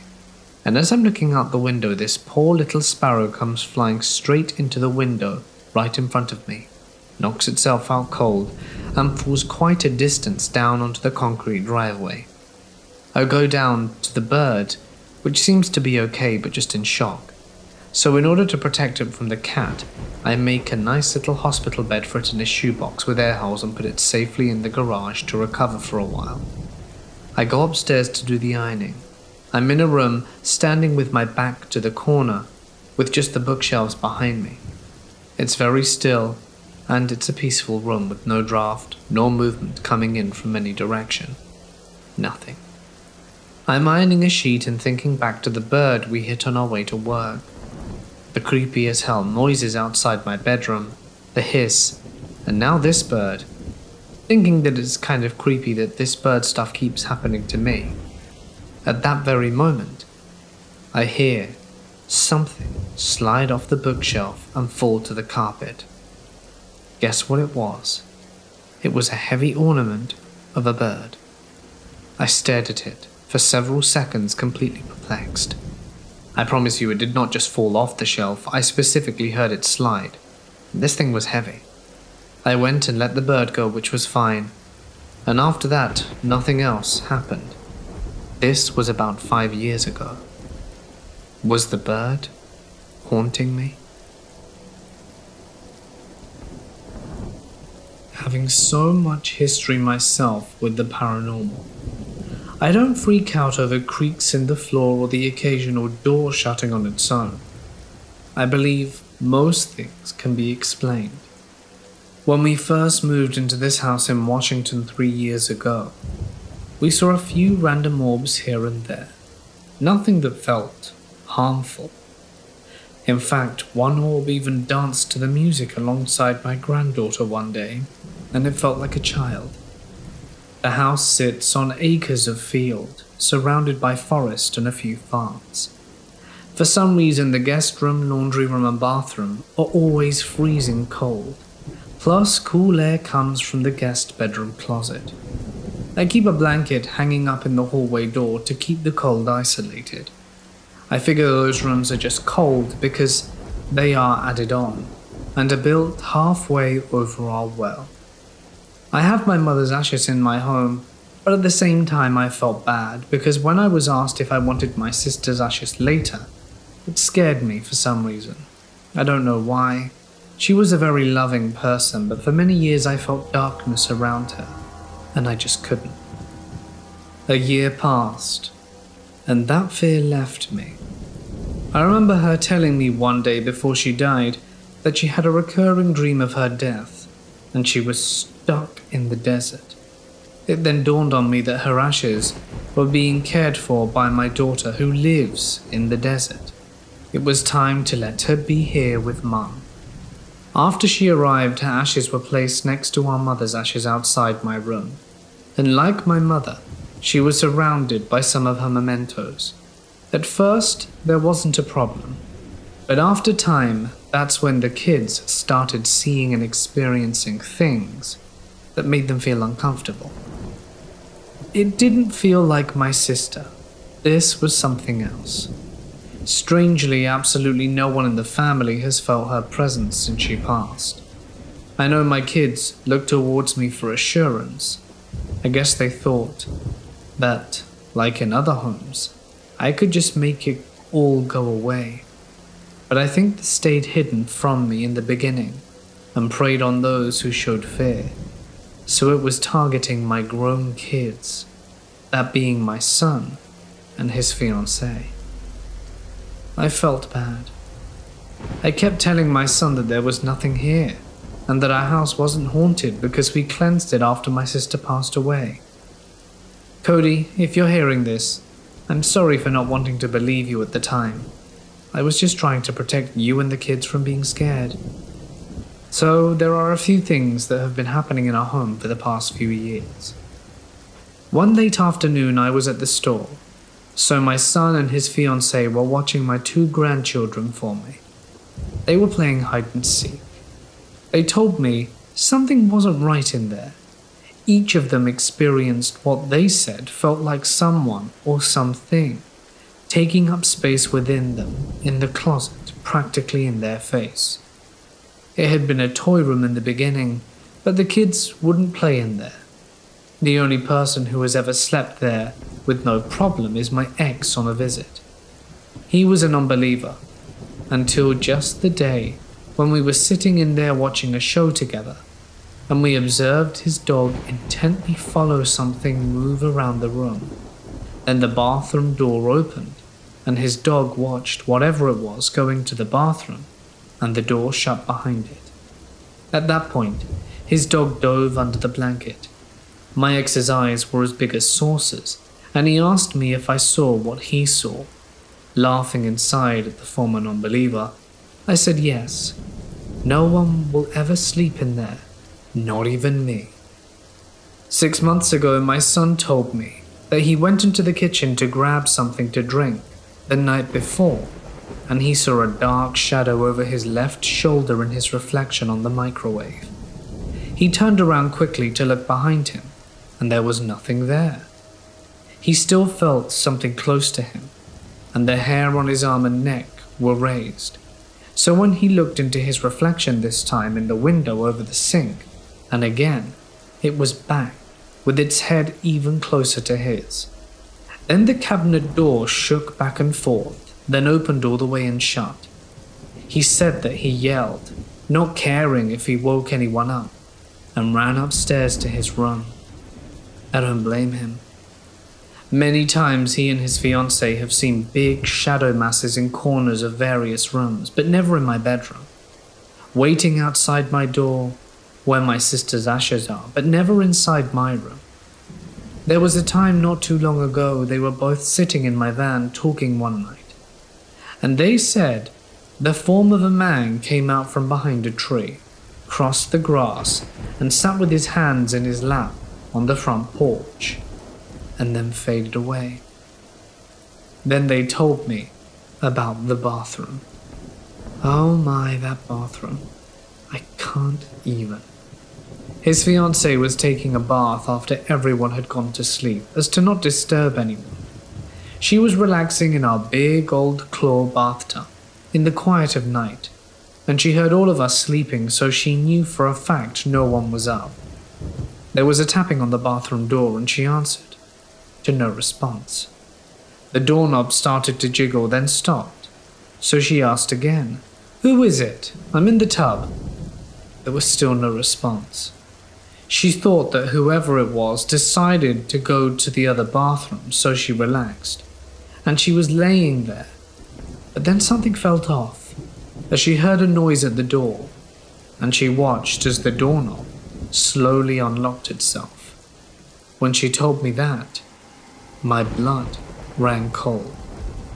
This didn't just happen once. My son was sitting in there and he heard tapping, followed by the door unlocking on him too. The other day, my son said that he had gone to the bathroom around 3 in the morning. He knew everyone was asleep because he heard all of us snoring, so he didn't quite shut the door all the way, but it was closed. He heard heavy breathing as if someone had their mouth at the crack of the door. Then he heard a quiet voice whisper, "I can hear you." That poor boy was scared to death. I, for the first time, experienced the doorknob unlocking itself on me 3 times in a row in my bathroom last night. That surprised me. It has not always been bad experiences here though. Since my mother passed, I feel her sometimes around me. We all do. Just last month I was talking to my son in the living room, and I saw a light. We don't live near a street, so it wasn't from a car. It was soft and illuminating, as it floated from the front window curtain around to the wall behind my son. I got such a warm feeling and said, "Hey mama," and watched it as it went behind the recliner, where my son was sitting, and then up behind his head and disappeared. He didn't see this or know why I said that. Just then he shrugged his shoulders up and put his hands on the back of his head, saying that it felt like his hair was being stroked. That brought tears to both of us. We all know when she is here because it feels warm and loving, like her, and sometimes we smell her sweet perfume. My grandson, who is autistic, was too young to comprehend my mother's passing. He sometimes talks to her, almost like he is answering what seems to be a question. He is only 6 and has the purest soul. I wish I could hear her voice speak to me again. And then you have things that happen that at the time you didn't understand, but when you find out everything falls into place. This was one such time. In March, I had a few aluminium balloons left over from my grandson's birthday, and they lasted a very long time. All of them fell to the floor except one particular balloon. It kept following me midway in the air around the house. The air conditioner nor heater was on, and all the windows were shut. I went to my bedroom, and it followed and stayed in my bed. I went into the laundry room, and it followed there as well. This went on for a solid week after a while. It just started getting annoying, but we didn't think anything of it. We just swatted it away. One day my son and I were talking in the kitchen, and it came in from the living room where we just saw it laying on the floor moments before and lowered itself to go under the door frame and stopped mid-height between us. He took it, and pushed it back into the living room. Not 4 minutes later, and it was back mid-height between us. This time he put it all the way in the laundry room, and it still made its way back, lowering to come through 2 door frames and staying afloat midway between us again. At that point it was too weird. We both looked at each other and said, "Nah." So I took it and said, okay, if this is you, Mum, do it again. I put it back in the living room and it stayed there floating. It didn't feel like her at the moment. It felt different, almost familiar, but not in a bad way. We went back to talking, and there it was again between us. Well, I didn't know this at the time. In fact, I only just found out a few weeks ago that my dear friend passed away in March and his family didn't have my number to tell me. One of the last things he told me was that when he dies he was going to come harass me just for fun and let me know that he's here and he loves me. When I found out, I called out to my son saying, "It was Tom! It was Tom after all." After I told him the sad news, he said that it gave him a bit of peace. We all knew that this is something he would do, and it blew our minds. I just wish I found out then, so that I could have told him that I love him too. 3 nights ago, I saw a light low to the ground in the kitchen, and 5 minutes later my granddaughter saw the same light, formed like a feather, fluttering in front of her. My son also told me that a light trailed up over and across in his room. Another time he walked into my room and saw a light above my head. My neighbor is confident something happened on this land. I talked to him to see if he had been experiencing or seeing anything unusual, without making myself look crazy. He said that he does not go out after dark, but he has heard the screams in the forest and his pets acting strangely from time to time. As we were talking, his roommate came home and asked me what we were talking about. When I told him, he pointed to the young man I was talking to first and said, "You see, I'm not nuts." Apparently, he had seen things as well, and calls what he sees in his bedroom a demon boy, because he doesn't know what it is. He even saged in this room, and if you think about it, that goes along with the orb that danced with my granddaughter when we first moved in. And no, it's not a demon. I think that perhaps it's a child that connected or roams the property. We have seen so many beautiful things here that it outweighs the bad. Someday after I'm gone, I hope to be a part of it. I want to be the whisper of encouragement in my loved one's ears, and a gentle stroke upon their face. I want them to always know that they don't have to be afraid, and that they are, and always will be loved, from now until forever. As for what is in this house, I think since I have been more aware of the darkness, it shows itself less. I do enjoy feeling my loved ones around though, and my kids do too. Someday we will move from this place, and hopefully one of our loved ones will follow. Today, when I arrived home after running errands, my ex told me that without a doubt he saw something. At first I told him to stop playing around because I thought he was making fun of us. I've known this man for 24 years, so I know when he's serious. And this time he was definitely shaken. He said that he was standing in the guest room, and he was about to go into the bathroom to wash his hands, when someone tall who he thought was my son turned on the light and darted into the bathroom really fast, closing the door behind him. He waited for a bit, but didn't hear anything. He got tired of waiting, washed his hands in the kitchen, and still hadn't heard anything for a while.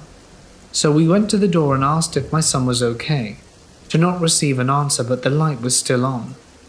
He tentatively pushed open the door, to find nothing. Confused, he went to my son's room and knocked, and asked him why he did that and left the light on. But when my son came out of his room, he was wearing a burgundy shirt and pants. With a shake in his voice, my ex asked if he had changed his clothes, to which my son responds, "No, why?" The person my ex saw was wearing a blue t-shirt and shorts. My son told me that when he opened the door, my ex turned pale. On another occasion, my son's fiancée was in the kitchen today, and we are all putting away groceries. She has mid-length hair, and in front of everyone her hair flipped up like someone tossed it. It freaked her out and she said it gave her shivers. I promised my other son I would come help paint his new place, so I bathed my grandkids and made them something to eat. I figured I would only be gone a few hours, but it took way longer than expected. When I arrived, there were all kinds of commotions going on in my room, and my grandson was crying uncontrollably. No one could understand him because he was so upset, so he was trying to act out what just happened. After I calmed him down, he told me that he was getting tired and laid down. He said something woke him up, and he heard my car, so he went towards the bedroom door, when a dark hole formed at the top, outside my door, and a dark shadow boy thing came out of it.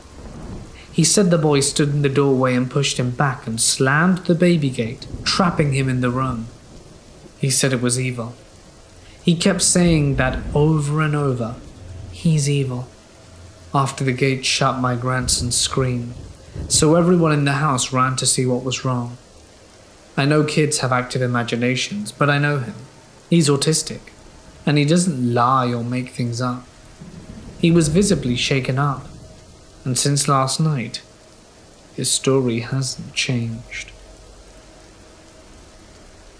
This was last summer, about a year ago. I was in rehab and decided to make a Ouija board, and me and my 3 roommates all agreed we would try it out. We were all very skeptical, mostly leaning towards the side of disbelief, but still open. It was a full moon that night. We started by all holding hands in a circle around the board and saying that we were open to spirits, willing to talk, and I guess just putting the energy out there. We then took the planchette and moved it around the board in circles a few times. We were in rehab with no access to the internet, so kind of just doing what we felt was right, and weren't sure on proper procedures. When we were all moving our hands, we were heavy on the board, and you could feel it being dragged. I will admit I tried moving it on my own, as well as in the beginning just to mess with my friends, but again the planchette felt like it was being dragged. But then I stopped and began to take it seriously, and when it was actually moving. It's hard to explain, but there was an entirely different energy to it. It glides across the board like butter. The board and planchette, of course, were made of cardboard, so it freaked us all out. Sometimes a couple of us would take our hands off, or we'd tell another girl to move her hand and it would keep going. It spells one of the girls' names, Sally. We asked who's contacting her, and it said, sister. Sally had a little sister that died under her care when they were small. Sally was scared. She asked for its name and it spelled F-L-O-R.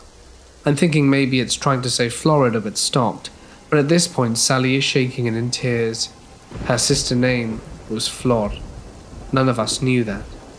After that I think we contacted another spirit and said that it was female and had been shot, and maybe another one. It's crazy because the energies feel different, like how it glides across the board.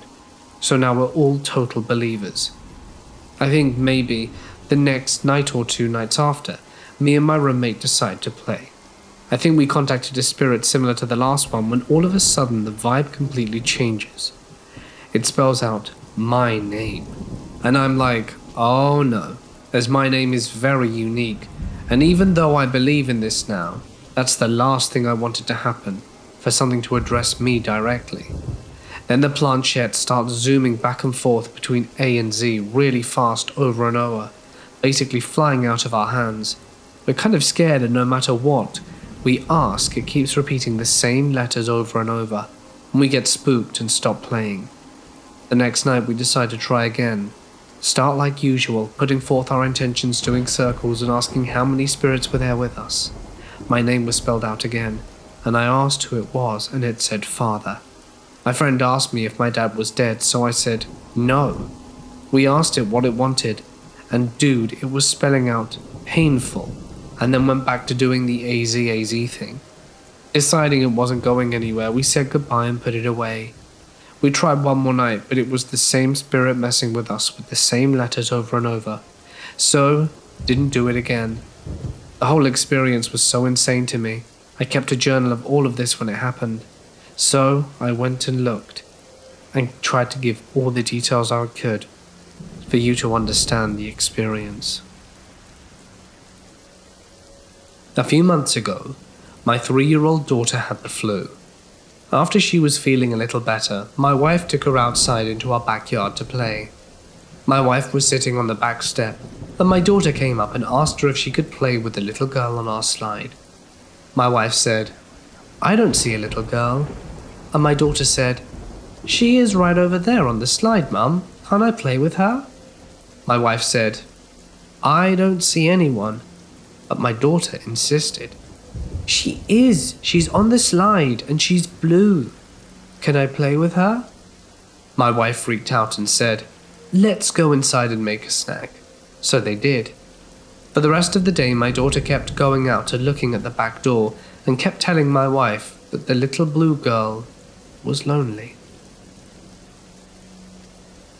I attended the same university for my bachelor's and my PhD. There was a lovely woman by the name of Jennifer, who was my reading in the content area instructor. The guys all swooned over her as she was gorgeous, and I loved her because she read us The Giver out loud.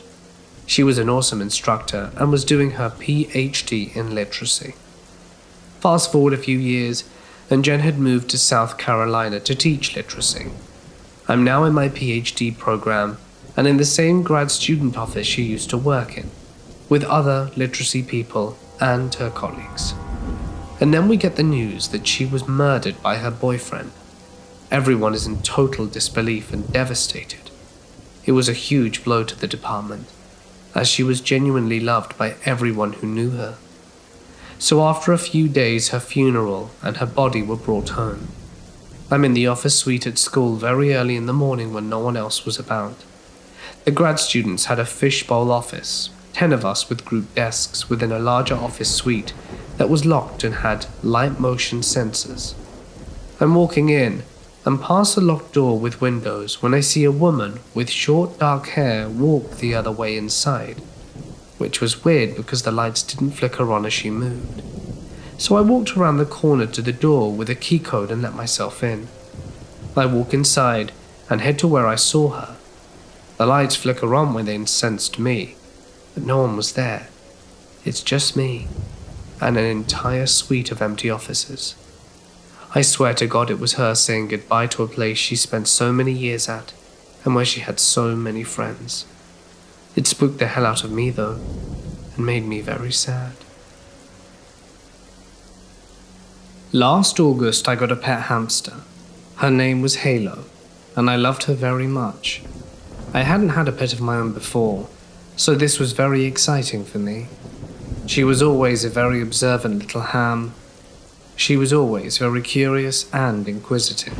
Heck, if she'd only been a boy, I'd have named her George because of how curious she was.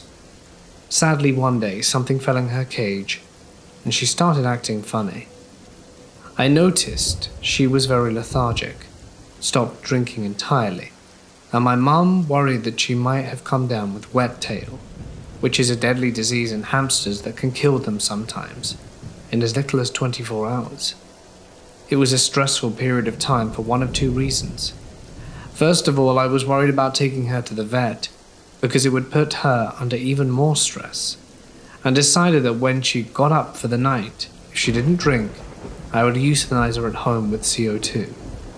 However, my dad decided it wasn't a good idea, and my choices were to let her suffer at home or take her to the vet. I was a stupid kid, and decided to sleep on it and let my poor hamster suffer, and I regret it to this day. Now, the second reason, that's where it got scary. Once she fell ill, the knocking started. I was going to bed after hand-feeding Halo some carrots, as they had high water content. I rolled over and started getting comfortable to go to sleep and let the darkness take control. But then I heard a knock at my door. I said, "Come in," as it was probably one of my parents coming in to talk to me to say goodnight. No reply, no door opening. I thought maybe they couldn't hear me over the noise of my air purifier, which I also used as white noise, as my house is very old and creaky. So I yelled louder that they could enter, but still heard no answer. I heard the knock again. My mum is hard of hearing, so I suppose it was possible that she didn't hear me. I opened the door, but no one was there. At this point I realized it was my dad playing a trick on me, which he enjoys doing every once in a while, although I did find it strange he'd do this during such a stressful time, and said into the hallway, "Dad?" There was no reply. "Dad, I know it's you can come out." Still no reply. I started getting scared.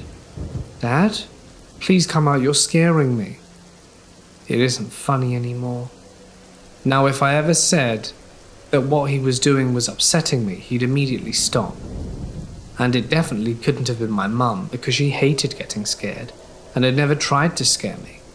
I ran back to my room, locked the door, and turned to look at my poor Hammy, who was curled in a ball.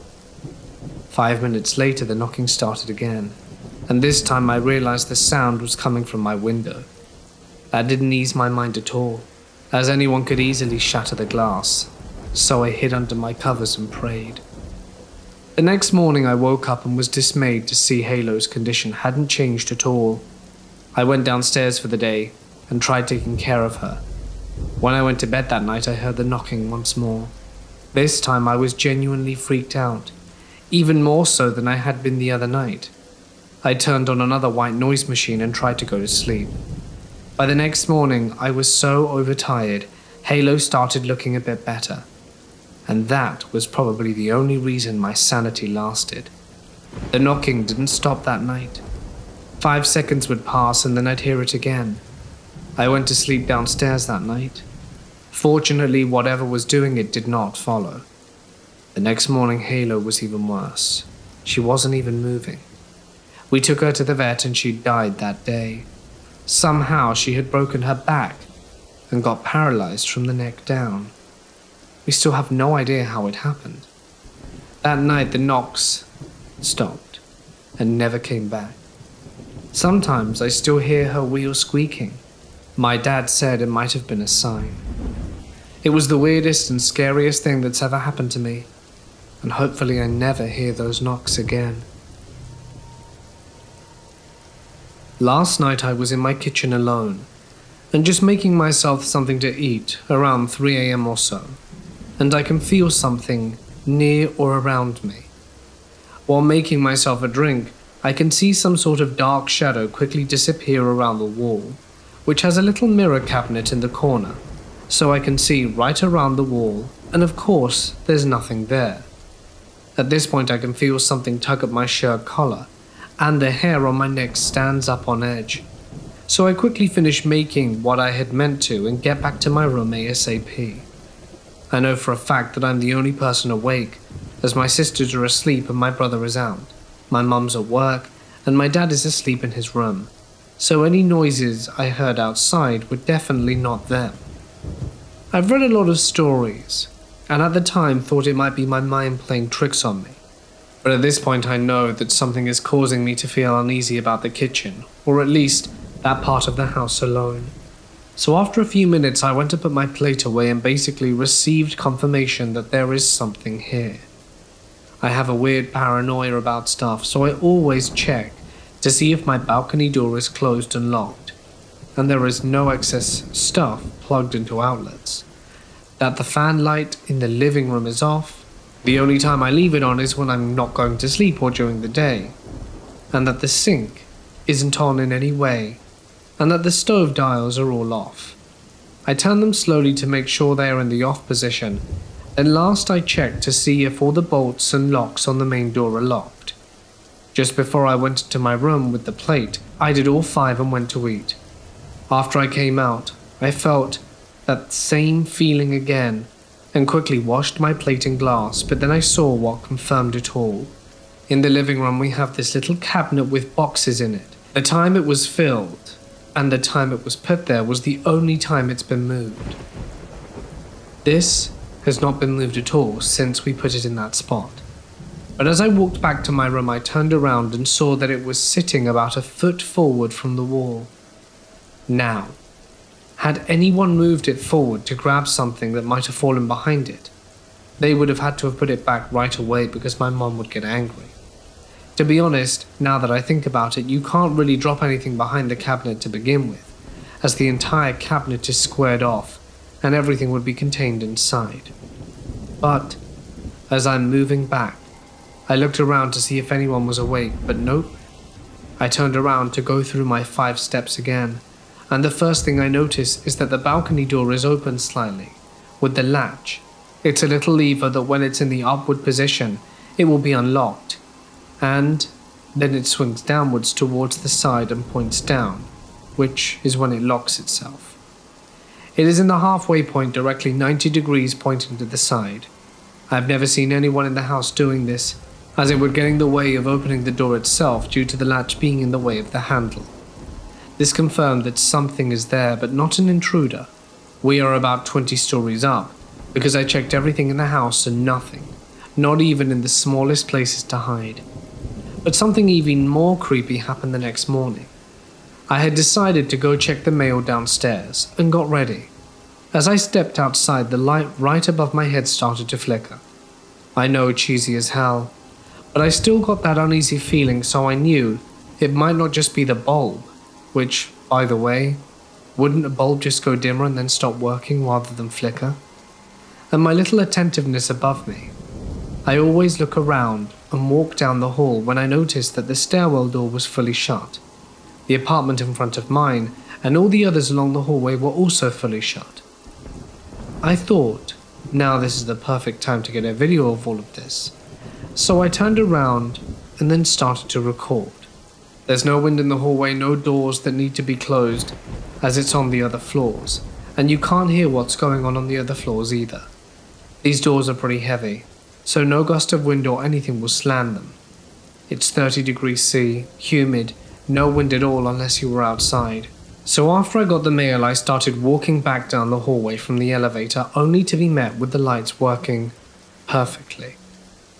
I had been gone for 3 minutes, or less, as I had a 3-minute song playing, and it barely finished by the time I came back up.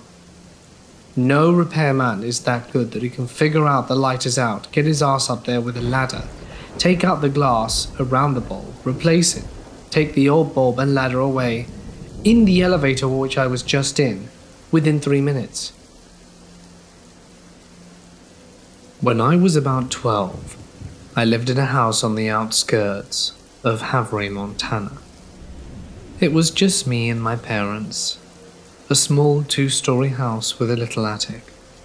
Both me and my parents stayed on the 2nd floor, their bedroom right next to mine, and there was a closet and bathroom up there too. There was a 2nd bedroom on the bottom floor that we used as a storage room. All my life I have been more susceptible to seeing and sensing things, so the first day that we were at the house, I kept getting this strange feeling throughout, and this would persist the entire time we lived there. While we still had all our stuff piled around the house, we would notice that sometimes things wouldn't be where we had last left them. We would also hear noises downstairs like knocks and bumps and other things. The kind of stuff that's normal in a house. But after about a month of living there, things like doors would open and shut, and footsteps would be heard throughout the house. At night, I wouldn't be able to sleep because there would be noises in the attic. After a few months, things started turning violent. Things would fly off the counter, and doors would slam shut, and the footsteps turned into stomping. My dad got shoved down the stairs one time.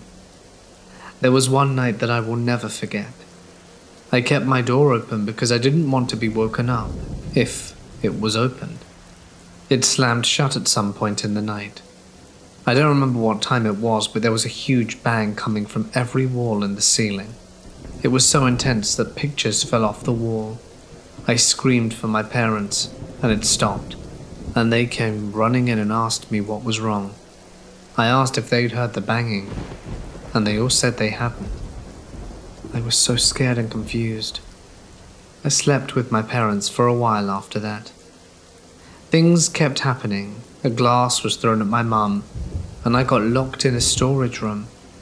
After a while, my parents figured something was very wrong with the house, so they sold it and we moved to where I'm living now. I still think about that house and the things that went on there, and I'm glad that I'm never going back. I had a long talk with my dad last night about the house I grew up in. I lived there from about age 6 to 15. I'm 21 now. Apparently the previous owner was a recluse and mentally ill. He chose to end his life with a shotgun in my bedroom, next to the window. There's a bleached spot there on the hardwood floor that I had always covered up with a chair. His brother would check on him periodically, but this time he didn't for about 3 weeks. Then came over and found him dead. My dad found this out after we moved in. He said a police officer came up to him when he was doing yard work and said, "Don't let the history of this place scare you. It's a beautiful property." And my dad was like, "What?" Needless to say, I'm creeped out. I don't remember ever feeling unsafe in the house, but the lock on my door had locked itself numerous times during the first year we lived there. I vividly remember being locked inside there with my friend one day, and firefighters had to come and pull us out the window. After that, my father just straight up took the doorknob off, so I had no doorknob growing up. There were also crosses above my sister and I's door that I never really questioned, but apparently my dad had a priest come over and bless the doorway. This affected my dad a lot. One day he was doing roof work on a ladder right outside my window, perfectly in control, when the ladder folded and slipped sideways and he fell 10 feet and almost died. And when my parents got divorced and my mum took my sister and I to live elsewhere, my dad lived there alone for 2 years. He said it got so disturbing he finally had to move. He said that when he came home from work at night through the basement, it would reek of smoke. The man was a smoker when alive. The scent was so strong, he was convinced on several occasions that someone had broken in. But then my dad would go upstairs and come back down as a test, and the smell would be gone. I'm just a little spooked finding out that I lived in a room where this had happened, especially since I had my own attempt in that same room. Just kind of a mind blow. Does anyone else have positive stories of this kind of spirit moving on after or something like that? I'm having a hard time processing all of this and really hope that the man is at rest now. I tried to contact a paranormal entity, and some not so fun things happened. So this is the time my friends and I decided to be extra dumb. And I say this because I want all of those listening to understand that I, as well as my friends, now fully understand how stupid we were being. The important backstory for this location, Proctor Valley. Proctor Valley is in San Diego County and connects the towns of Otay and Jamal. It is protected and is a wildlife area, so there are no houses, no buildings, no businesses. It's situated behind a prominent mountain with hilly ridges boxing in the valley. It is said that this valley is a center for the unexplained. Stories ranging from lights in the sky, ghost cars, ladies in white, random screams, the usual stories that surround almost every isolated dirt road. The place is surrounded with rumors. It is, however, in actuality, a dangerous place. Being situated near the US-Mexico border, it is a pathway frequented for drug smuggling, and being an isolated dirt road on the outskirts of a major city, things tend to go down there. You have your usual terrible stuff, like carjacking, people having their lives ended, as well as lots of bad other things. But a murder in particular stands out. The apparent poisoning of a teenage girl in a blue floral dress that was never identified, found barefoot on the side of the road. Now, time to share my experience. I had driven down the road late at night several times with friends for fun. The place has very few trees, let alone any large ones, but about midway down the road there is a very large tree hanging halfway over the road. This tree has always given me a bad feeling, so I never felt comfortable stopping there to explore. However, this night I was determined. So once and for all, I had to know if this place had something weird going on. I wanted my own experience, and I wanted it badly. I had dug up my family's old Ouija board and studied for weeks on the proper use of it, how to get the results you want, the whole shebang.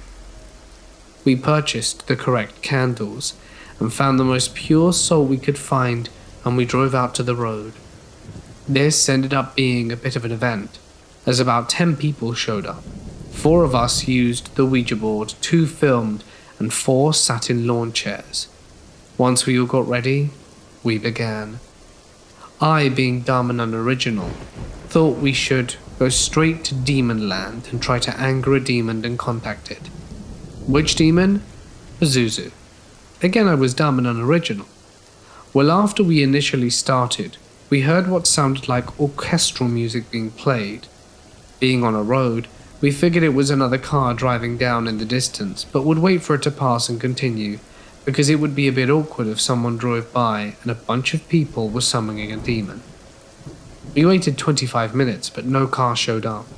There were no headlights, no noise besides the music, and us being a bit confused and somewhat scared, we carried on.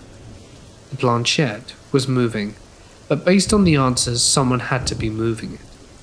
So when a random twig snapped and everyone jumped out of fear, I just stayed with my finger on the planchette.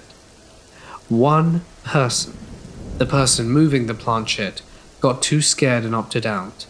So I and 2 others braved on. I did my best to anger whatever could be out there, and to my surprise we got a response. There was no music being played anymore, and the piece was moving. I asked if anyone was there, and if they wished to communicate. The piece slowly moved to yes in a slow, smooth motion that honestly felt terrifying. It felt like it was being dragged across the board, not like someone was pushing or sliding it. With the confirmation of something wishing to speak, I moved to the next question. Are you Pazuzu? The same feeling. The planchette moved to no. My heart sunk.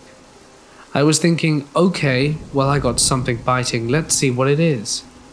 I see everything is fixed on the board, eyes locked, and I asked probably the next logical thing that most people would. Are you a good spirit? Then the 2 phones that were being used to film the event turn off.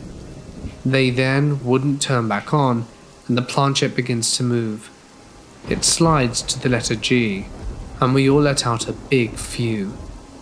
Everyone was relieved it was going to spell good, but then unsurprisingly, it moved to O, more confirmation, but then it stopped. Nothing. No movement at all for over 5 minutes. It was telling us to leave. I asked, do you want us to go? And as I finished the question, my friend drops to her knees.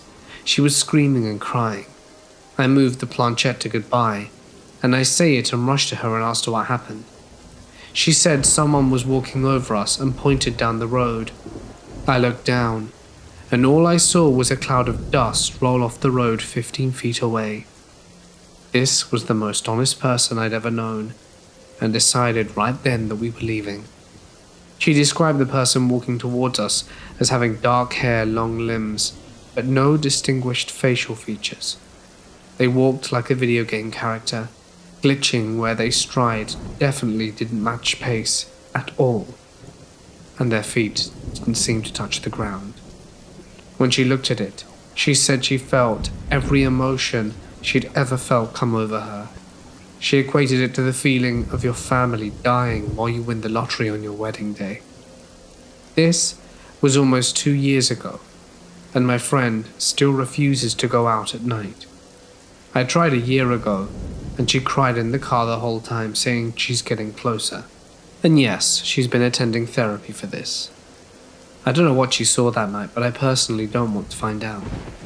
I have not returned to the road since. I stored away the board, but it went missing 6 days later to the day, along with the candles and books.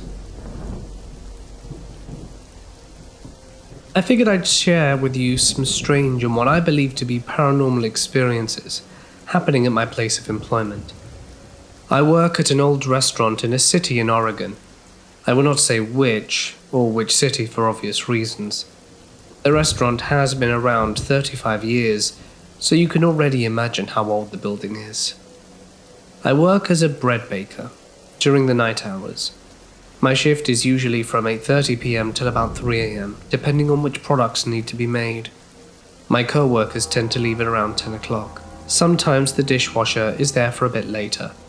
Thought I got lucky moving here and landing this job right away at $13 an hour, and now I don't feel so lucky. My first experience was the second month of working there. I had just put some hamburger buns in the proofer and had some time to kill, so I walked into the dining area to make myself an espresso. Halfway there, I noticed a faint whistle coming from the dining area. I shrugged it off, as it stopped once I entered. As soon as the espresso was done, the whistling started again, but louder. I couldn't make it out, if it was a song or something else, but it went on for about a minute, then stopped. My whole body shivered, as I was definitely creeped out. The next day, I mentioned this to the dishwasher, and she looked at me for a minute and then sighed. She told me that the building is most definitely haunted, and she constantly hears the whistling as well, but only when she's here alone. The conversation ended there. She doesn't speak English very well. This experience freaked me out pretty bad for a few days. I still get chills thinking about it, and you may not think it's creepy, but it was. We have a huge walk-in cooler, filled with tons of prepped food and so on. This was around 11 p.m., and the dishwasher is still there. I walked into the cooler to grab some butter. The door is huge and heavy, so there's no way wind could shut the door, especially because there was no wind to shut it. As I was reaching for the butter, I heard the door slam behind me. I was obviously startled and thought maybe the dishwasher closed it, thinking I left it open by accident. I walked to the door and started yelling for her, hoping she would hear me. After about 3 minutes of no response, I panicked. It was super cold in there. I kept banging on the door and yelling, and about 10 minutes later she finally heard me and opened the door looking confused. Shivering, I asked her if she closed the door on me and she said no.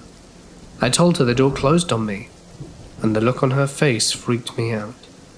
I texted my boss and told him what happened, and asked him to check the security cameras.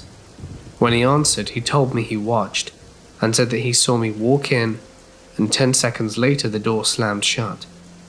No one was behind it. It just shut by itself. That's never happened to anyone else. We were both confused, and I was wary. A few weeks later, in the dining room they mopped the floors every night and put the chairs on top of the tables. I noticed they were in their usual spots on the tables and didn't think much of it. As I was making bread dough at around midnight, something happened that I can't explain. In the span of almost 5 to 10 seconds, I heard the loudest crash coming from the dining area that shook the whole building, and the lights went out quickly, then came back on. My heart was beating so fast and I felt nauseous. I had no idea what just happened. I ran into the dining room and my heart sank from fear. All the chairs were on the floor, scattered, a few definitely broken. Then the whistling began. I immediately called my boss and he rushed over. We went to the office and watched the security cameras. The videos showed the chairs on top of the tables, the lights go out, come back on, and the chairs were scattered all over the floor. The look on his face chilled my body with dread. He promised to stay with me for the rest of the night, and I told him I was becoming scared of working by myself. He said I would be fine. This happened a few days ago, and it took everything in me, aside from the fact that I'm living paycheck to paycheck, to not quit this job. This was probably the scariest thing I've ever experienced. It was around 2:30 a.m. The baguettes were in the oven, and it was almost time for me to leave. I had to use the restroom, so I walked to the dining room to get to the restroom. I heard the whistling, but very faint. It was becoming normal, and since nothing had happened for a while, I wasn't creeped out. I got to the restroom. It's a one-person. Locked the door and sat down to do my business. About 30 seconds in, I hear a faint whisper come from outside the door. I chalked it up to hearing things. Then I heard someone knock very lightly. My heart stopped. I was alone, or so I thought. I sat there in silence. Another knock. I very quietly finished my business and pulled myself together. I stood somewhat close to the door to try and hear what was outside. Another knock. And then I heard a faint whisper say, "Hello." I almost screamed and almost wet my pants, even though I had already peed. I kept quiet, in the fear that this maybe wasn't a ghost but a junkie or creeper who managed to slip inside somehow. It knocked again, louder this time, and the voice whispered, "I know you're in there." It sounded like a man's voice, but I couldn't tell. It began to jiggle the handle of the door, and that's when I flipped out, screamed to leave me alone, and the handle jiggled more violently, and then abruptly stopped. I stood there in fear for about a minute. It slammed the door so hard I was surprised it didn't fling open. My heart was racing and tears were streaming down my cheeks. Everything went silent for a good 20 seconds. There was another loud bang that shook the whole restaurant again. The door swung open so violently, and no one was there. I ran out of there so fast, screaming and crying. The chairs were flung about, tables turned over, coffee cups shattered on the ground. I ran to the kitchen, grabbed my things, shut the ovens off. Hell, I didn't care if the baguettes were done or not, and ran out the building to my car. I called my boss, sobbing and hyperventilating, and he told me to wait in my car. He arrived 5 minutes later, flying into the parking lot in his car, got out, but I told him I was not going back in there. He went inside and came out about 10 minutes later, looking weary and upset. He told me he watched the security footage and couldn't believe what he saw. As soon as I had closed the bathroom door, he saw a sort of dark, cloud-like figure float in front of the door. Right before the bang, the camera went to static for a few seconds to show the whole dining room a mess. Then the camera showed me running out of the bathroom. It's only been a few days since that happened. I'm still shaken a bit by it. My boss gave me the week off, paid time. I need to think this through. Is it actually worth it? Working in constant fear? This is my brother's story, not mine. He is the janitor at this church and he works late at night. Before he started working there, he not only didn't believe in ghosts, but he literally thought that those who did were of an inferior intelligence. The first experience he had was when he was trying to study in this one room at the front of the church. He was trying to study, but the noise started, and it sounded like whispers in a language he couldn't understand. He thought his brain was playing tricks on him, so he kept trying to study. But the noise got progressively louder and louder until he couldn't take it anymore and ran out the church. The scariest experience he had was one night when he was vacuuming. He had a phone at the time that would super annoyingly inform him every 5 minutes for the hour before it died that it had low battery. He was vacuuming like he always did, and then he received a call. It was from the church's phone number, and before he could pick up or reject, his phone instantly died. He started sprinting to his car, and he heard the noise of the door in front of him open even though it just stayed shut. He told me he smoked 14 cigarettes in his car on his 10-minute drive back to his place that night. Then, after having these experiences, he started asking other people who worked for the church if they'd had anything strange happen to them. All of them said yes. The scariest one was of this lady who works in one of the offices in the church. One night she was working late, and the church was empty, when this old woman who she knew appeared out of nowhere. She was all like, "Hey Mabel, coming to service tomorrow?" But Mabel ignored her and continued towards the stairs and started walking up them. She was very confused and felt that Mabel was being rude or perhaps didn't hear, so she left her office to go upstairs and find Mabel, but there was no one there.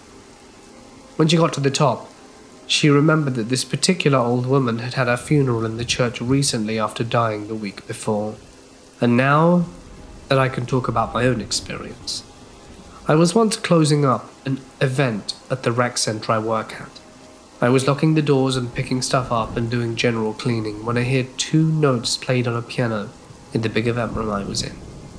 I asked who was messing with me and looked around, and there was literally no one there.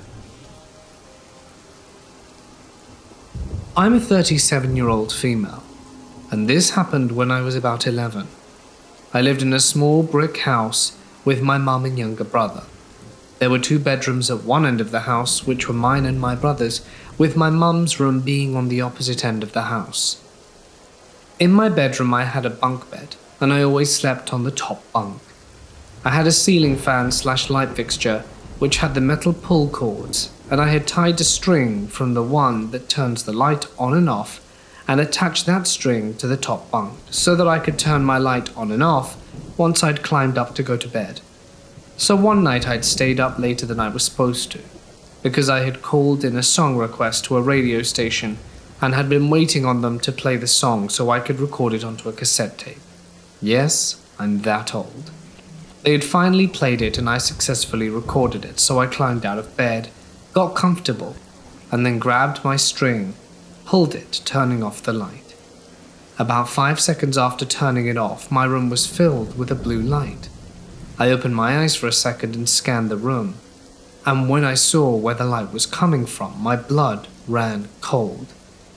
There was a Native American man in full Native American clothing standing in the center of my room with his arms crossed, with a bright blue aura, and he was just staring at me. I tried to scream, but didn't seem to be able to move or scream for what felt like an eternity. I was finally able to scream, and once I did, I was able to grab my string and turn the light back on. With that, he vanished. I told my mum it was a bad dream, because she's definitely a non-believer in anything paranormal, and I slept with the light on that night. The next day, my younger brother asked about what had happened, and I told him what I had seen. He proceeds to tell me he'd seen the exact same thing about a week before my experience, but he told me not to be scared. He said he believed the man was protecting us. Well, I'm 37 now, and had almost forgotten the incident, until just recently. I was listening to Uncle Josh's True Scary Story podcast, episode 12, and there was a story by an anonymous listener from San Diego who'd seen the exact same man, only his was holding a hatchet. I'm in Tennessee, the opposite side of the country from the anonymous listener. As soon as I heard the story, I began shaking and crying, and now I'm curious. Has anyone else seen him? In the summer of 2015, my husband and I were house sitting for these rich people in between our big move to the mainland, as we're from Hawaii, and some really crazy creepy stuff started happening just a few days in. The first weird thing that happened was when we got there I couldn't find how to get the motion sensor light in the entry garage hallway to turn off. We thought nothing of it.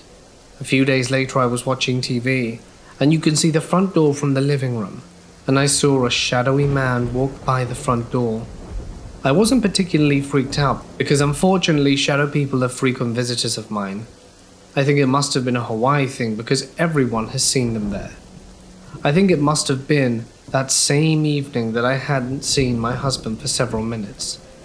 So I called out to him and saw that front motion detector light flip on again right at that moment. So I walked out to it and heard him go, "What?" from the backyard, not the front yard. I quickly walked to the backyard through the house, and staring back towards the front yard, I saw an orb zoom out the house and into the yard. A side note on orbs, I've watched those paranormal shows on Discovery Channel but never thought they were real until I actually saw them. Anyway, fast forward a few days, a different motion detecting light started going crazy one night, flipping on and off in varying intervals.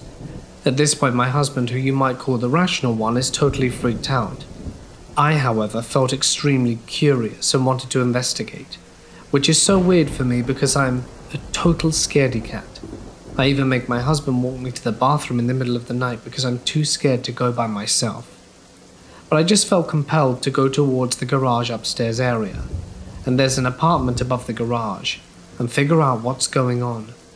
We got a flashlight and shined it into the garage and apartment windows, and we couldn't help feeling this very, very weird dread and fear emanating from it. Even though I was curious, I also felt it in the pit of my stomach, like some overwhelming depression or evil. We called it quits, I locked the doors, and we went to bed after that. There were several other things that we encountered while we were staying there. One evening I heard someone say, "Ding dong," kind of like how someone would say when they get to a friend's house to inform them of their presence, after which the dogs, as we were also dog-sitting, went nuts barking at the front door, although there was no one there. One night when we were walking into the bedroom, something brushed up against my arm, and when I turned I saw a person walking the other way down the hallway, turning a corner. Myself and one of the dogs saw an orb fly out of a room we were in. The dog definitely saw it too, and he looked freaked out.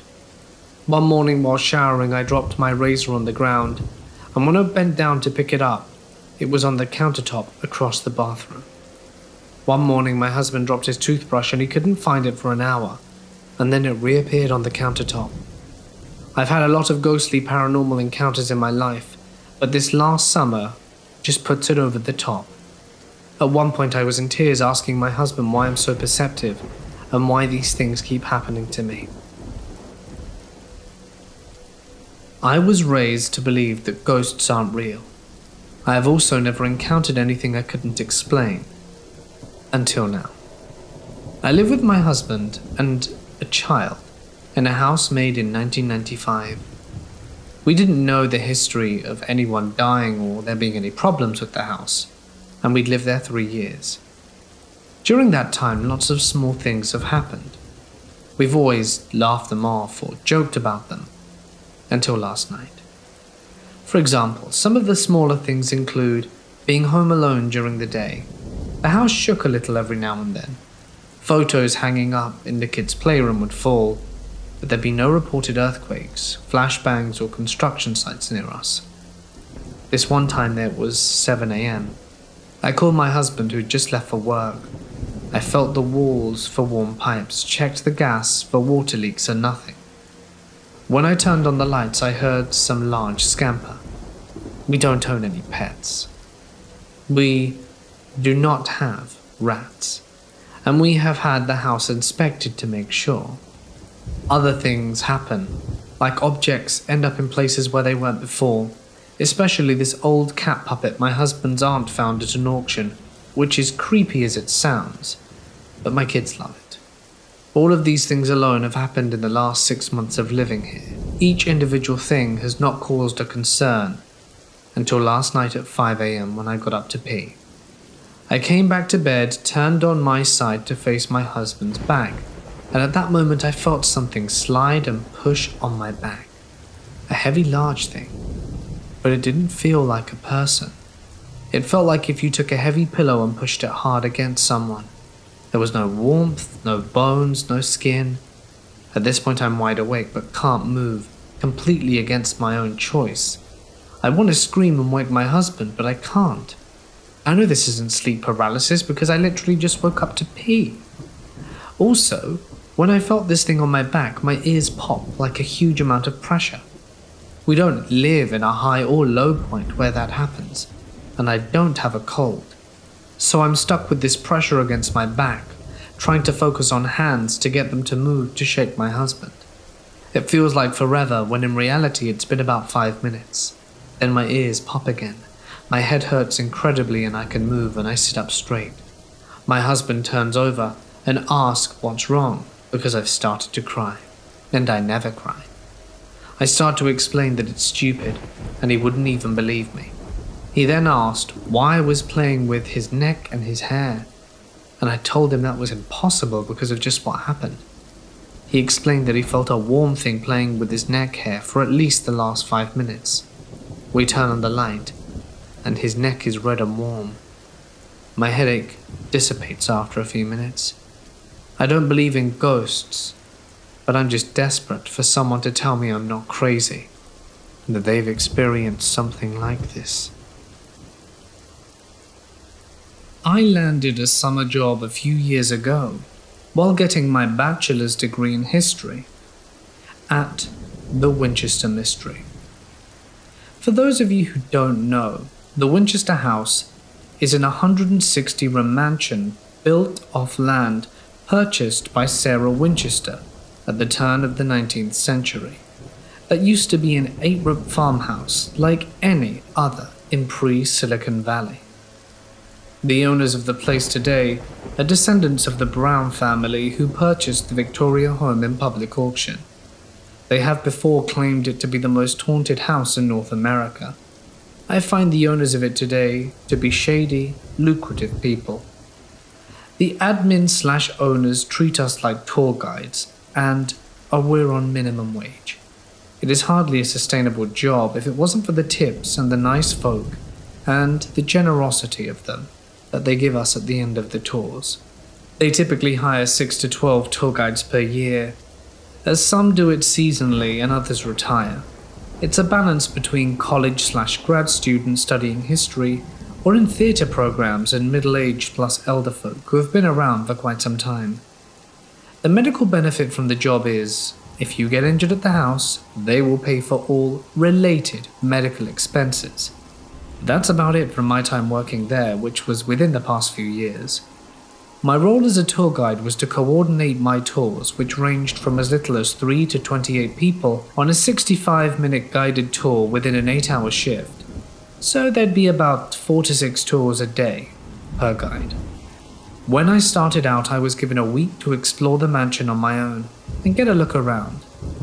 After being tested on a script written in part by the mansion historian, a full-time position held by a really nice lady, and recycled material from when tours began in the 1920s, I've explored at least 80% of the mansion, as some places are locked and really hard to get past, and I've had a handful of unexplainable occurrences. One notable instance is when I was giving a tour to 27 people. While in the 13th bathroom, which had the unfinished state-of-the-art shower, my tour delivery was interrupted by a very faint shriek that sounded as though it were coming down the halls from the switchback staircase.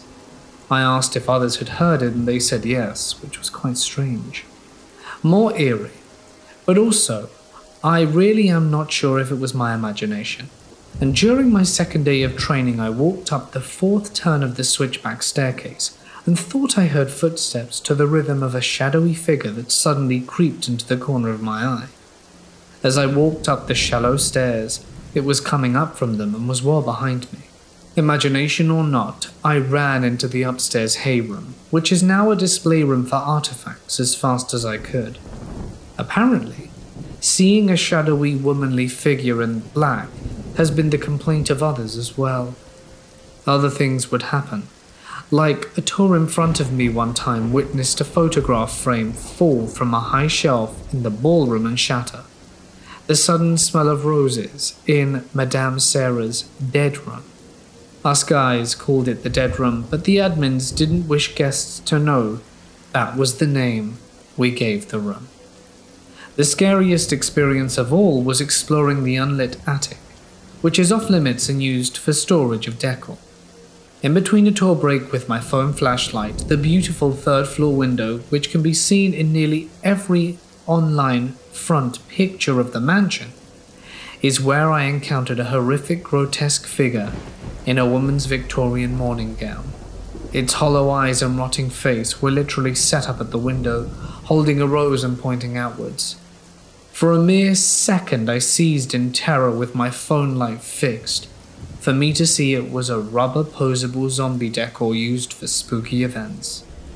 There were many memories made there. One of my favorite was giving tours to company-hosted reservations. Open drinks aren't allowed in the house for purpose of preservation. Say you were to spill it. But when Google and other tech companies bought out the place for the night, the admins would turn a blind eye and ask those of us chosen to host and not ask them to put their drinks away. The employees of said companies were quite nice folk though, and were easy enough to get along with and to entertain. When I was in my senior year of high school, one of my friends had a Ouija board that we would play with often. One night we decided to play the Ouija board at the cemetery because we wanted to see what would happen. We believed in the paranormal to some extent, but we were also skeptical. We just wanted to have a good time and hopefully get spooked. We specifically liked this cemetery because it was the easiest to sneak into. Its fence was a very low, short wall that you could hop over. There were recently dug places for new burials that were going to happen. We played a few times and spoke to some ghosts. Nothing really scary or weird. We asked them if they were alone when they died, what their names were, etc. While playing, we started sensing this really awful smell, like rotten eggs and dead animal. We looked around and assumed it was coming from the holes that were freshly dug. We eventually left it because we got bored and the smell was gross. When we got in the car, we took off our shoes and started to sanitize our hands. That smell suddenly appeared out of nowhere. It was very strong. It smelled like death. We kept putting hand sanitizer on our hands, and when we would sniff them, it still smelled like it. After realizing the smell would not leave our hands, we all of a sudden got a chill and began screaming. We were all screaming inside my friend's car like girls from a horror movie. We finally calmed down and my friend turned on the engine and we bolted. We eventually started laughing because the whole ordeal was pretty funny, and we got what we wanted. But we'll never forget the smell and how it wouldn't leave us be. I am a janitor, and this happened about 5 years ago. I've been working at this place for a while now, and I've seen some creepy and weird stuff, and I'm almost always alone because I lock up the building. When this happened, it was about 5 o'clock at night. Everyone was leaving. I was going to change the outside garbage in front of the building. As I was walking out, there was this girl sitting in one of the chairs in the lobby waiting for her ride. I nodded to her and smiled and walked out and started changing the bag. Now the trash can is directly outside the doors, so I would have seen anyone walking out. And there are windows everywhere, so I would have seen people get up and leave the room as well. It only takes me 20 seconds to change the bag. I walk inside with the trash bag full, and I look at the chair and someone completely different is sitting there. It was also a girl. She notices me staring, and, lost for words, she gives me a weird look. "Was there anyone sitting there when you came in?" She gives me a weird look. "No." "How long you been there?" "I was directly behind you when you walked out." "You didn't see someone else there, another girl maybe?" Her face goes white and concerned with a mix of fear. "No, I didn't." I was lost for words and walked back in. That girl was nowhere to be found and I haven't seen her since. Keep in mind, I've seen a lot of stuff and heard weird things in this building. I've even heard my own name through a podcast, and the lights flickered. Shortly after the birth of my first son, I had a strange experience. While I was laying in bed with my newborn, I experienced that unmistakable feeling of a cat walking across the top of my pillow. I thought maybe one of my own had snuck into the bedroom, and so I sat up to swat it away. but nothing was there. My door was closed, no cat was in the room. At another time, I also fell asleep, laying with my son. I felt a cat jump onto the foot of my bed and walk up to about my knee and stop. I sat up, but nothing was there again. It really freaked me out. It happened maybe 3 or 4 times and then suddenly stopped when our son was baptized. It made me really stop to think, could this not have been a ghost cat after all? Or perhaps something more sinister? As of today, I'm a 28-year-old female. But growing up, I was a very sensitive little boy. My parents adopted me as a baby, and I never met my birth family until 2012. It was then I learned that every woman in my birth family were all quite sensitive to the paranormal. Nobody in my adoptive family had any sort of sensitivity, but they all did things subconsciously. When I was 9, my family moved to a very nice house in St. Helena, Napa, overlooking the valley. It was a beautiful 2-story house, but in a weird way since it was on a hill. From the road, the 2nd story was the first, but from the backyard down the mountain, both floors were visible. I believed it was called a sloped lot. Upstairs were the garage, linked to the main house by a breezeway leading to the laundry room. To the right was the study, and straight ahead was a living room and a kitchen. The hallway ran parallel to the kitchen, meeting at a family/dining room, where the front door sat, though none of us actually used it. Right next to that were the stairs, the dreaded stairs, leading down to one long hallway connecting the bedrooms. The experiences began happening immediately after we moved in. Part of me believes it was drawn to the negative trauma I suffered at the hands of my abusive father, who focused his rage mostly on me. And that's why I was targeted out of my brothers. But that's just a theory.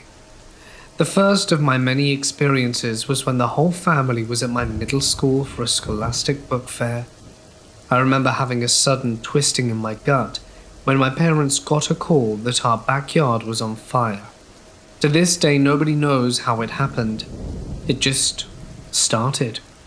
Then the real fun began. It started out slowly, and only ever happened downstairs. My brothers and I would wake up and see a man walking back and forth on the patio, glancing through the French doors of our bedrooms as he passed.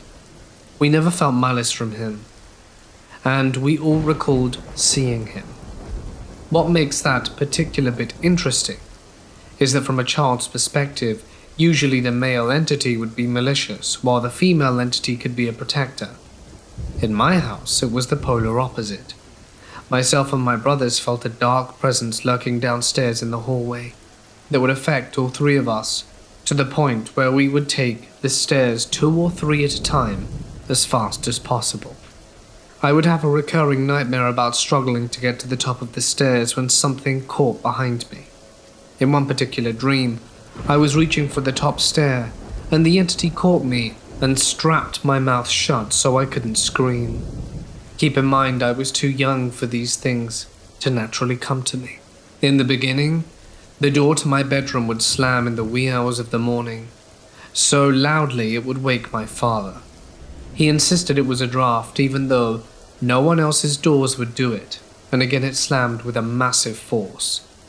We had to put a 10-pound bookend in front of it.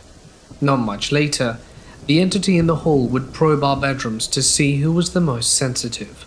My older brother, who slept at the end of the hall, nearest the darkness, outgrew his empathetic sensitivity. And my younger brother eventually stopped as well. But I remained more sensitive than ever, and I knew it. And that's when I met her. When the entity first introduced itself, I felt like it was kind of a protector, like the man from the balcony. But I knew that it wasn't true. She would stand at the far end of the hallway and wait. Not that she was actually there. There was no one there. But it was more of a feeling of perpetual dread. It wasn't darkness or blackness, but more that it physically sucked the light in around it like a dark hole. She would come to me in dreams as various entities, but the man would always show up and protect me. Mind you, I neither knew her nor the man, and the fact that the house was built on an inactive volcano littered with limestone and obsidian probably boosted the energy or what have you. For about 7 years, I would wake up promptly at 3 a.m. sweating bullets, hearing someone running back and forth in the hallway, panting as they passed my room, repeatedly until around 5 a.m. when it began to get light. The first face-to-face incident with this creature was when I woke up at scheduled at 3 a.m. like clockwork and heard the panting and pacing in the hallway. After about 20 minutes, I got too scared to sit there and do nothing and reached to the dresser by my bed and turned on the light. The panting and pacing stopped, and I waited about 10 seconds of soul-crippling silence before it happened. Long, gnarly, shadowy fingers slowly gripped the doorframe one by one. I heard the wood of the frame creak slightly as the wispy fingers pulled into the bedroom. Before my brain could process what I was seeing, I heard her gasp, like an audible gasp. The fingers retreated in pain, and I sat in silence until the sun came up 2 hours later. That was the first time I realized I had a weapon against this thing. I still don't fully understand it, but she couldn't exist in light. While that alone brought tears to my eyes recalling it, there was one other experience that haunts me to this day. Plenty of years had gone by now, and I had turned 14. My father was a prominent doctor in the area, and he was planning on taking my mother to a fancy hospital gala the same night my little brother had a sleepover at a friend's house, and my older brother was out college shopping in some other county. It was the first time I had the house to myself at night. I begged them to reschedule or hired me a babysitter. They told me I was old enough to be a babysitter and that I needed to grow up. Everyone in my family, them included, experienced weird happenings, but they all preferred to turn a blind eye. So my pleas fell on deaf ears and I was left alone. I spent the first half of the evening upstairs where it was safe, occasionally glancing towards the staircase for any activity from the living room while the TV distracted me. About 10 or 11 p.m., I remember thinking that I was too old to be scared to be by myself, and I could sleep downstairs alone if I wanted to. I kept the lights on upstairs and slowly descended the staircase, feeling the darkness getting closer with every step. When I reached the last step, I leaped to the light switch and hit it, illuminating the hallway, shaking violently. I hurried to my bedroom. Through the eerie quiet, my footsteps on the carpet were the only sound to break the silence. I finally slunk into my bedroom and quickly turned on the dresser light, jumping into bed as I stared into the lights shining through the downstairs, going over in my head that all the doors were locked, all the windows were closed, and that as long as these lights were on I was safe. The lassitude of Morpheus overcame me, and my mind began to wander into the fields of Nod. Unlike the usual times I woke up at night, this time was slightly different. I woke up suddenly completely alert, with the fight or flight response already kicking in. I was facing the wall, but was absolutely terrified. I felt like if I moved or even breathed too loudly, it would spell immediate death. I sat there for what felt like an eternity, but was most likely only a few minutes, before I mustered up the courage to roll over. When I did, my heart sunk. All the lights in the house were off, and a womanly shadow was standing in the doorway, and thought that maybe my mother had popped her head in, before I realized she was with my father at the gala all night, and they were staying in a hotel until morning. I just sat there frozen, locked in gaze with this creature, who finally made it through the threshold of my doorframe and into my room, a feat she had yet to accomplish. I closed my eyes and repeated in my head that it isn't real. It isn't real. I was trying to control my breathing as I shake and shiver violently, and I decide to peek and see if she's still there. Surely she can't come in further. I open my eyes. It's standing right over me, at the edge of my bed looking down at me. Not with its eyes. It didn't have eyes. What it did have was a large, toothy grin amidst the wispy shadows of its body.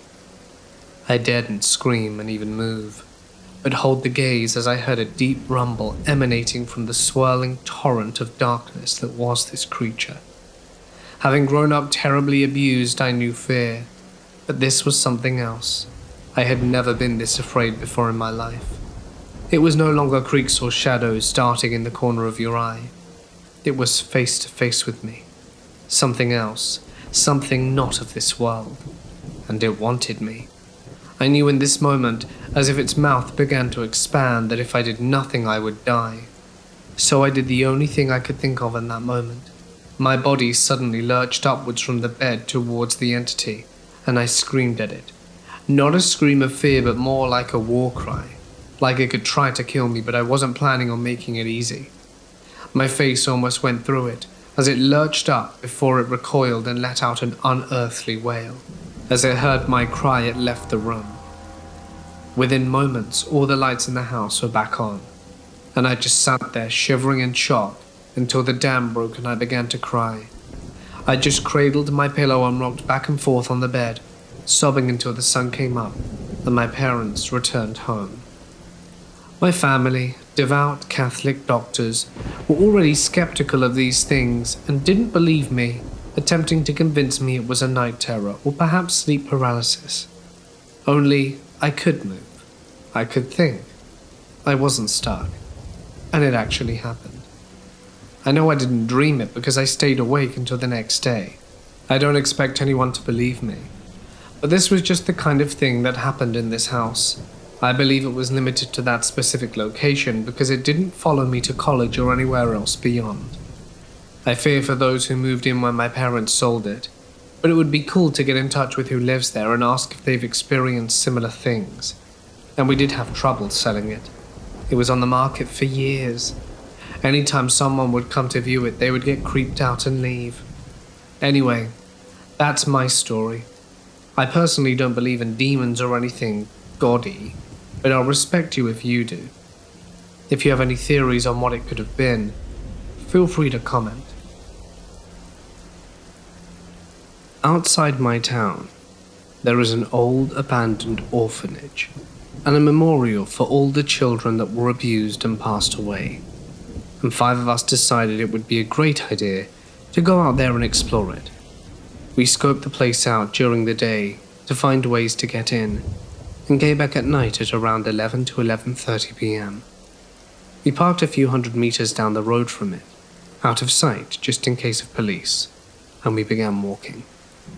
We got close to the gate before one of my friends, who was the biggest skeptic adrenaline junkie alive, stops dead in his tracks, turns around, and starts sprinting, telling us that he saw someone in front of him. We all start running back towards the car. The entire time, there's rustling from the bushes like someone was following us. We get in the car and I turn around and see 2 to 3 figures clear as day standing behind the car, watching us drive off. 2 girls and a boy, between the ages of 13 and 16. So we decide to forget that and go to the witch's grave. In hindsight, an awful idea, but we were excited to go out and explore. I'm very into pendulum and actually had mine with me, and on the way up was communicating with a spirit that decided to follow us from the orphanage. Her name was Faith, and she was absolutely lovely. Around this time, I started getting a massive headache and my eyes were watering, but thought nothing of it. I started getting really tired and disassociated and fell asleep, or at least I thought I fell asleep. I woke up and it seemed like only 5 minutes had passed. We were just reaching the town with the grave, and one of the guys sitting beside me, Jay, was saying how I was staring out the window the entire time, going into a burst of laughter, and I sounded different, and my laugh was different. We pull up to the witch's grave. Jay swears that we saw someone walk past it. We made a Ouija board and wanted to communicate with spirits. I didn't want to get out the car, and neither did Jay. So we sat in the car listening to music while the rest of us sat in front of the grave messing with the board. Music started doing all funky and weird stuff. The radio was acting up, and prior everything was working perfectly. About 15 minutes pass, and Jay decides to get out to see how they're doing. He comes back in, followed by everyone else, seeming a little freaked out, and I asked what was wrong, and my other friend says that Jack was staring behind him. When he goes, "He's right behind you," he turned around and went back to the car. Jack had no memory of this, but the rest of the guys backed him up. The music stopped working, and we started driving back down the mountain. It got incredibly cold even with the heater on, so I started getting a massive headache behind my head and back of my ears, which is apparently a sign of spiritual attachment. Charlie is driving, Darren is in the passenger seat, and Michael was right, with Jay in the middle and I was on the left seat. Jay started tearing up a little bit and went silent before he started laughing. He turned to me very slowly with the biggest grin on his face and just stared. I asked him what he was doing, and he never replied. A few minutes later he was himself again. Charlie a few minutes later started spacing out really bad. We were using the pendulum, consulting and asking if there were any possible harm coming out this way, in which it violently answered yes, and we all yelled for Charlie to pull over. He was refusing, but eventually he did, and they swapped seats. I blacked out from there. From here I only remember what the guys filled me in on and what happened. So apparently, Charlie joked and said they should use the Ouija board and see what it wants. Upon that, my other friend replied in the most polite and formal tone that they should. Keep in mind that it's also the only thing he said the entire time, and I agreed with him, despite being very against wanting to use the board before. Apparently the three of them all decided it would be the best option to get some sage and burn it away, whatever it was that was attached. I'm the only person who owns sage, and upon hearing the mention of it, they said I burst out crying, apologizing and begging for them to not get it, saying that I didn't want to leave. Jay was freaking out, so him and Darren swapped seats. Darren's family is a line of white witches, so apparently he tried his best to bless both Charlie and myself, in which my responses to that were violently pushing him off me, thrashing about repeatedly and saying no, and very coldly and calmly saying, "I don't like that." Darren is like one of my best friends, and I hold no ill will against him. So they do the sage. I let them in, and flat out refused to touch the sage and stood very far away from it. I got in the car and headed towards the riverbank. It was pliant but very slow to follow. They described him to be a zombie, my other friend. I was resisting, hesitating, crying and refusing to follow them, so they practically dragged me along. As soon as the sage was lit, they told me that I bolted and got as far away from it as possible and tried to jump over the edge of the river. They had to grab me and forcibly hold me and drag me in place. They said I was crying violently and that this would be over soon. I wake up. I was on the ground, still being held, with Darren raving the sage around me. Charlie checked on his phone and the first thing he said was, "It's only 1 a.m. 2 minutes ago." I felt confused and disoriented and tired. So of course, the best action for all of us was to go home and sleep it off. I stayed with my friends for the night, woke up the next day feeling like I just drank 2 bottles of vodka and went home. I still felt awful, so I went home, the headache behind my ears, and that still wasn't good. I felt cold despite having no fever, and it was a warm day, and I was wearing a hoodie. I was hearing knocking noises and footsteps outside my door. I had bad heart pain, I was throwing up, and my nose was bleeding badly. My friends messaged me saying that there was something wrong. Their mum was concerned about me, and they were coming to get me. So I went with them back to theirs. I explained to Jay's mum and dad what happened.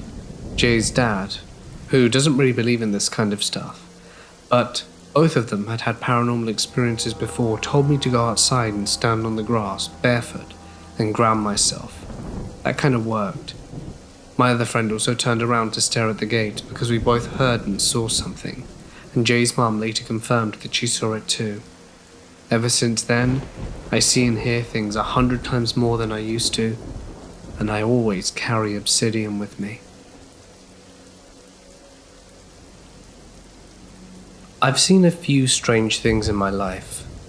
My grandma had this cat for a few years, an obese orange and white tabby. It kind of comes and goes, called Butter. He met with an untimely end, so we buried him in the woods behind the house. One day we were all having tea and toast, and I walked by his couch to see him sitting there grooming himself, legs straight up in the air.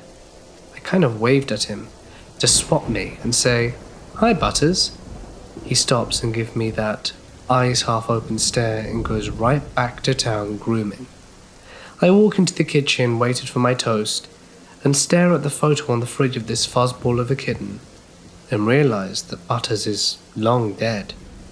I slowly turn around and everyone seems to notice and ask me what's wrong. I tell them what I've seen, and my grandma gives me a somewhat pleased look to hear that her cat is visiting.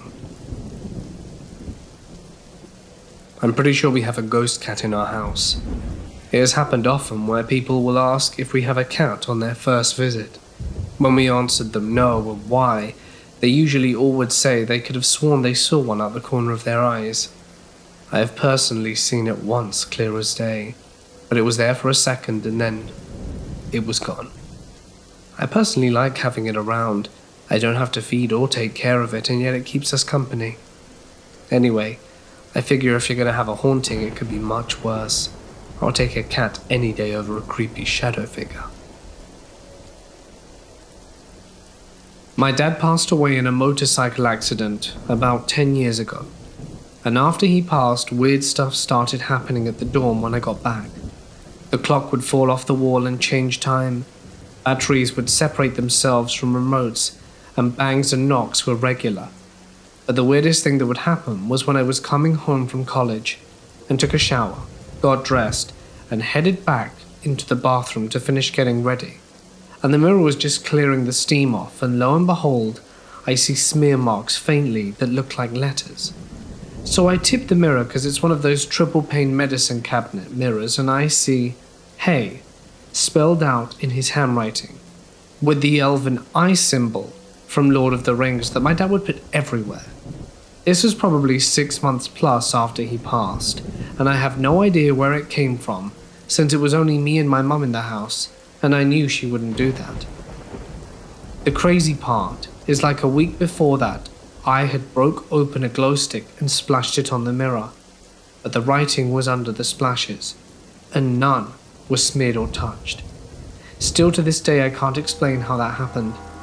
We actually took the entire mirror off the wall so it wasn't ruined. In my life, I have neither seen or felt anything I would classify as paranormal. Yet, I do believe it does exist, except what I decided to call the window episode and some Ouija tests. Here's my story. It must have been during high school. I was home just after being left alone by my father and brother, so I decided to make something to eat for myself when I heard it. Some rather strong knocks against my window. I assure you I was convinced my father or brother were back to get something, that they must have forgotten, and just warned me of their presence. There had to be someone around the window. But there was nothing. No one. I checked all the windows in the house, but still nothing. So I just freezed for a few seconds, not understanding what happened. Was it bugs? Is it impossible for an insect to cause such a loud noise, multiple times? Birds, perhaps? The wind? In any case, could it have been the neighbors? But then again, they live on the opposite side of where my brain has located the sound, and I have definitely recognized the noise that my windows could produce. I had thought about this during at least more than 1 year, searching for any explanation, but there was still none. But there are two elements drawing my attention in this episode. First, I heard the noise a bit after being left alone, as if the thing that caused the noise was heading towards me and just waiting for me to be alone. Then I recently noticed that the window episode coincides with the period where I made a Ouija with friends. It wasn't a very troubling experience. The glass was moving, forming more or less credible answers, that's all.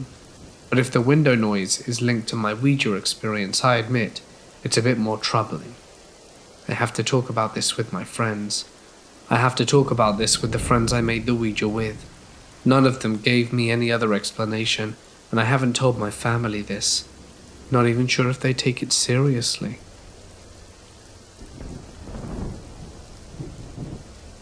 When I was about 4 years old, my house caught on fire. My bedroom was on the second story, and the fire was on my side of the house, so my room filled up with smoke. I remember someone waking me up that night, thinking it was my mum. It was a sweet woman's voice and told me to go sleep in my sister's room. I was never allowed in her room. I was the annoying younger sister. Then my mum woke up later that night to the smell of smoke and went to find us. She said my room was so filled she couldn't even see her own hands.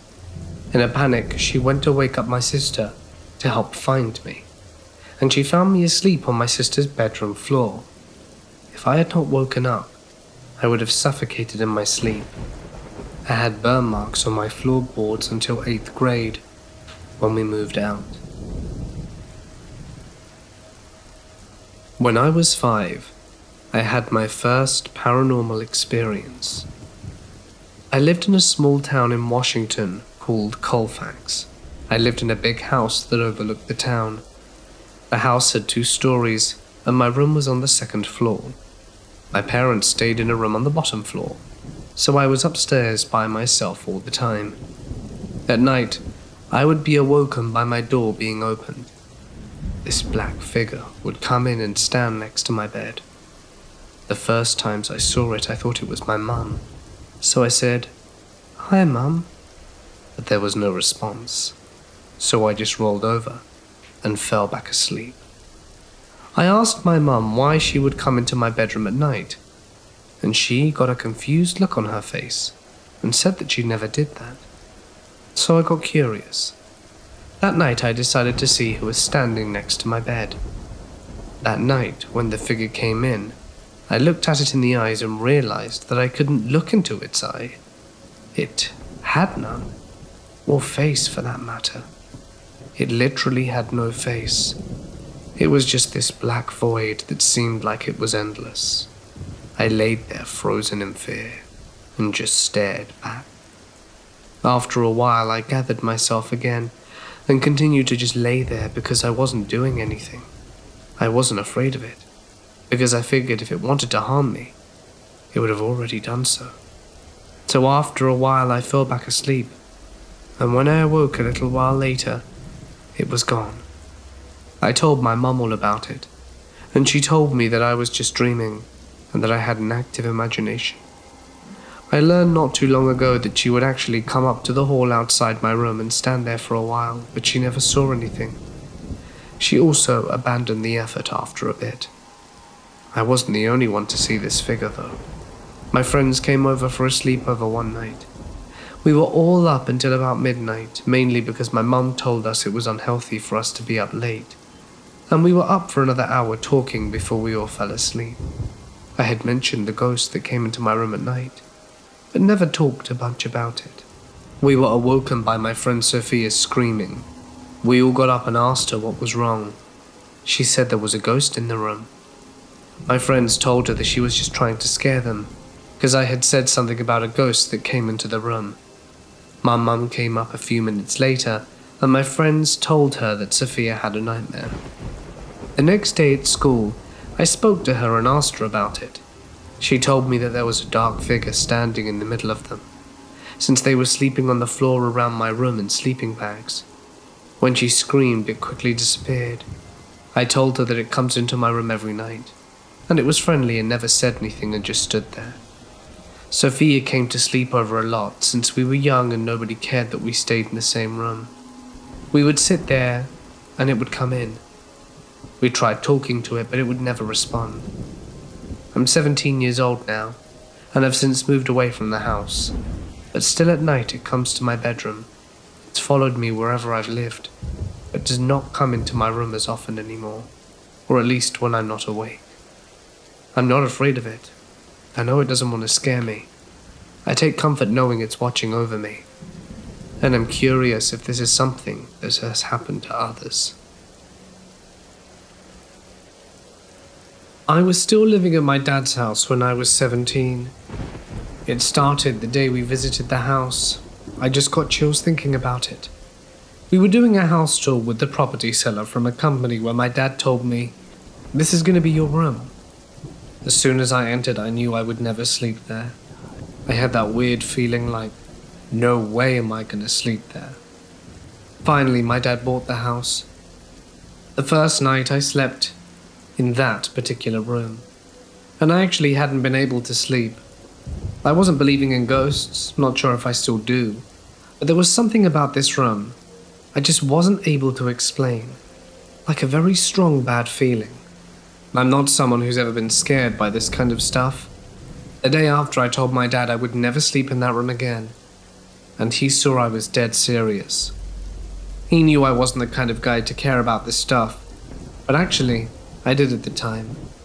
So he decided to build me a new room in this huge basement, like new walls and stuff. The room didn't even exist before we built it.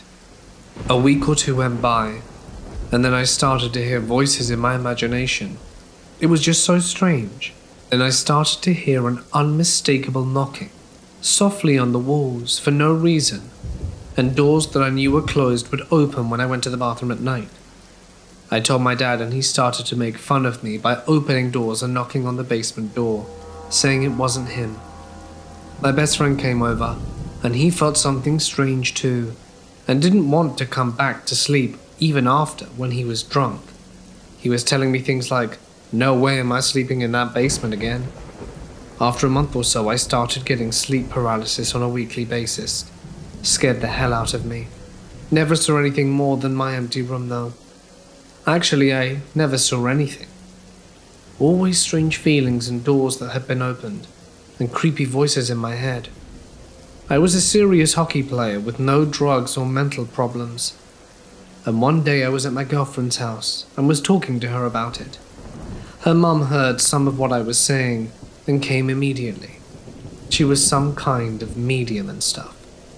She listened to me and told me she would come and see what was going on.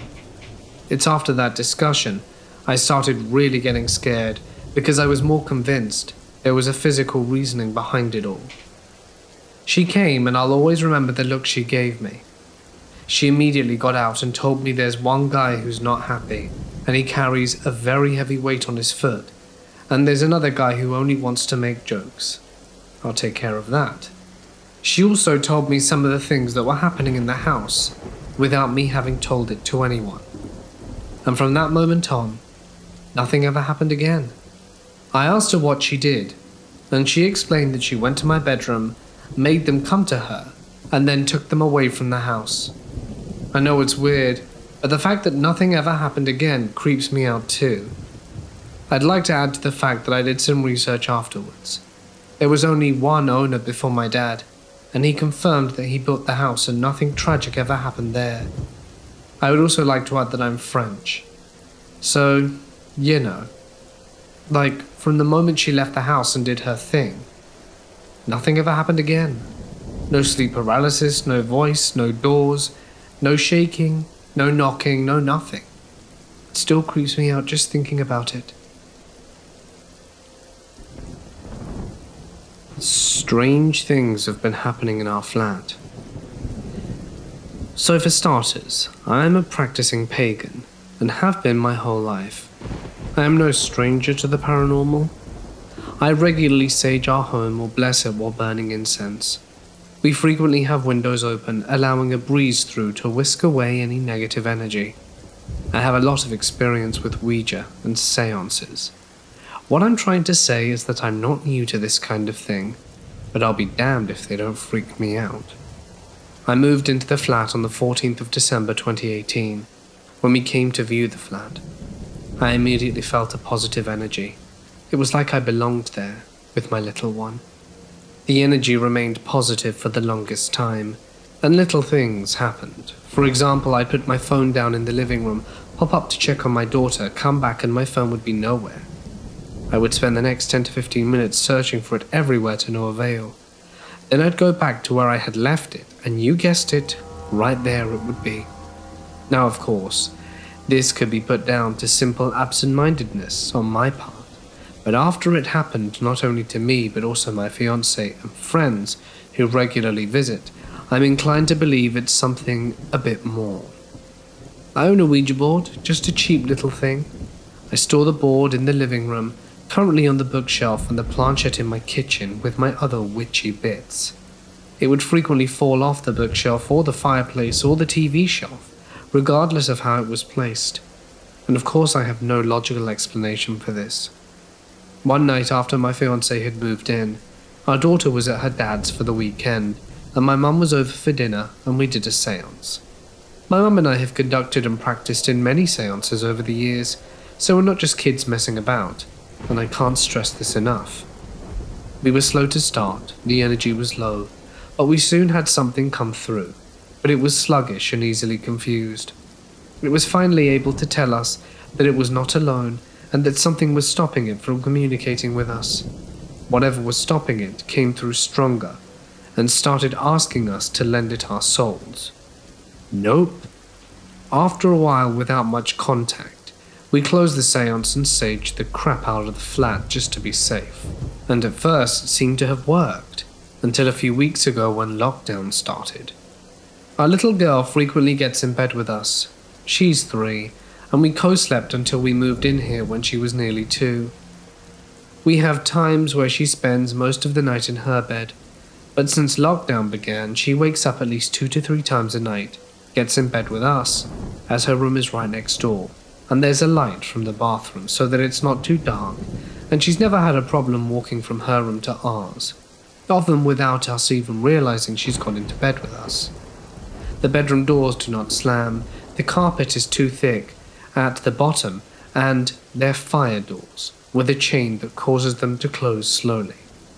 We've tried to slam the door to our bedroom. It doesn't slam. This is important. Another important tidbit. My fiancée sleeps like they're dead. She never wakes up to our daughter at night. But a couple of weeks into the lockdown, my fiancé woke up to our daughter crying, and what sounded like a little person's footsteps on the laminate flooring in the hall, but wasn't fully awake until our bedroom door slammed. She got out of bed to see where she had gone, and she was in the room, as far away from the bedroom door as she could possibly be. When Little saw my fiancée, she shouted that she wanted Mummy, and ran straight past her and straight to our room, into bed with me. She's had no history of sleepwalking. The next morning we spoke about what had happened. I had very uncharacteristically slept through the whole thing, up to Little getting into bed with me. This is important to note, as I always wake up every night, and I wasn't especially tired. There's no reason for me not to have woken up like normal, and yet I slept through it. We came to the conclusion that firstly, the door should not have slammed, particularly if my little one had pushed it slightly open to get into bed with us. Secondly, why did she run out of the room instead of just getting into bed with us as usual? And thirdly, why was she cowering in the corner of her bedroom? Another important tidbit, our daughter and my fiancé have a wonderful relationship and has zero reason to fear either of us. She's never reprimanded for getting into bed with us or waking up with us. Now this is creepy, but it gets spookier. Later that day, we were all sitting in the living room, and our daughter's phone, used for Paw Patrol and kids puzzles, that was on the fireplace, fell rather violently without rhyme or reason. We were all sitting down. Daughter wasn't jumping about. Our neighbors weren't banging on the walls, and there was no reason for her phone to have fallen. There have been times where the living room, which stays open when pushed all the way, has randomly slammed with no breeze or anything that might have caused it to close. And then our little one woke up. I went in to soothe her back to sleep. She had kicked her covers off, so I pulled them back over her. Then she woke up again talking about a monster under the bed, and asking me if she was safe in her bed. She had a mid-sleeper, so there's space under her bed, but she'd never worried about monsters being under there before. I wanted to share our story and maybe gain some outside perspective on it, and I'll keep anyone updated on what else happens. But I cleansed the flat today, and I'm really hoping it does the trick. The house I lived in was haunted. Best I give you some history. I was a kid when I first moved in, and lived there for over 15 years. I moved out for reasons unrelated to anything. My mum bought this house from the original owners who had built it. The original owners had one daughter who worked for a famous politician. She met an unfortunate end that people find shady. The parents moved somewhere else after losing their only child, and eventually had the house I lived in built. Not sure how long they lived there, but we bought it and they moved into a nursing home. Soon after I moved in, I would hear what sounded like a little girl saying, "Hey," exactly like someone just trying to get someone's attention. I would be in my bedroom, and it sounded like it was coming from the front door. I go to the front door and no one was ever there. This was also in the middle of the day. The only children I remember wouldn't have been babies, or not even been born yet when this happened. It happened repeatedly a few times a day, on and off. My family is Buddhist, and we got a family friend to set up some shrines to protect us. The haze stopped, and all was well for a while. We never stopped having those shrines, and they're still there despite more things eventually happening. My house is oddly long. Family room/basement door is on one side of the house, followed by the kitchen, living room, and then bedroom areas. Only my mum and I lived there for quite a time. One day I was home alone and heard the distinct sound of someone going up the stairs. The door to come up, opening and closing, and footsteps walking towards the bedroom. I was in my bedroom, which is the first one after that stretch of the house. I wasn't spooked, as I really did think it was my mum coming home in the afternoon, but no one was there at all. Years went by, and my then boyfriend, now fiancé, moved in for a bit. As a heads up, he's had paranormal stuff happen to him previously. He got the middle guest room. The following will be his experiences. One of my ugly dolls was in his room, on his bed. He wasn't a fan of it and put it on the floor one day. When he woke up next morning, it was back on the bed next to him. Neither my mum or I moved that doll. That long stretch from the bedroom to the other side of the house, he never liked it. Felt like he was being watched and not by anything good. I'd also like to add that I was always rushed through that hallway at night, with lights on if I had to. So we were never fans of that wall. It got better when we adopted 3 cats, who mainly stayed in the family room on the other side, like they formed a bridge between the 2 areas. One day he came home from work one morning, 3rd shift, and noticed the lights behind my mum's bedroom would turn on by themselves. They didn't have any motion or timer. My mum was at work. I have also seen a door that was open later be closed without anyone around, but I didn't witness the act itself. Another thing I heard a few times was the sound of a bouncing ball outside my house. This was years ago, so I can't recall what kind of ball it sounded like, but imagine a kid just bouncing a ball on concrete repeatedly nearby. But it was only in the middle of the night, and there is no hard surface near that corner of the house, just grass and dirt. The driveway is on the whole other side of the house. So the house now has 3 people. One day, due to work and travel, I was home alone. I was in my room and heard a very distinct knock on my closed door. From the rhythm to the volume, it sounded exactly like how my mom would playfully knock on my door to get my attention. 3 lightish knocks in quick succession. I remember being very, very scared about this because whatever it was imitating my mum. I did a lot of praying for protection that night. Finally, we arrive at the last incident. If you notice, everything I had experienced had either been something that changed but I didn't witness, or something audible. This was my first visual experience. This happened with my mum and dad in the house at night. My fiancé had moved out by then, My dad was in the kitchen cooking for the next day. My mom was in the guest room, and I was in my own room laying on the floor on my stomach on my laptop. My actual computer desk is so full of crap, I chose the floor. I was turned away from the entrance with the door to the right of my feet from my point of view. The door was closed, the lights were on, and in the reflection of my laptop monitor I saw someone pass from left to right, with the lights behind me, and seeing from the display that's on, I can't say I saw any details, but the lights were interrupted by a figure walking past, like someone was going from the door to my room and passing the lights. The way the reflection looked seemed something out of the ordinary, and I thought it was my mum messing with me.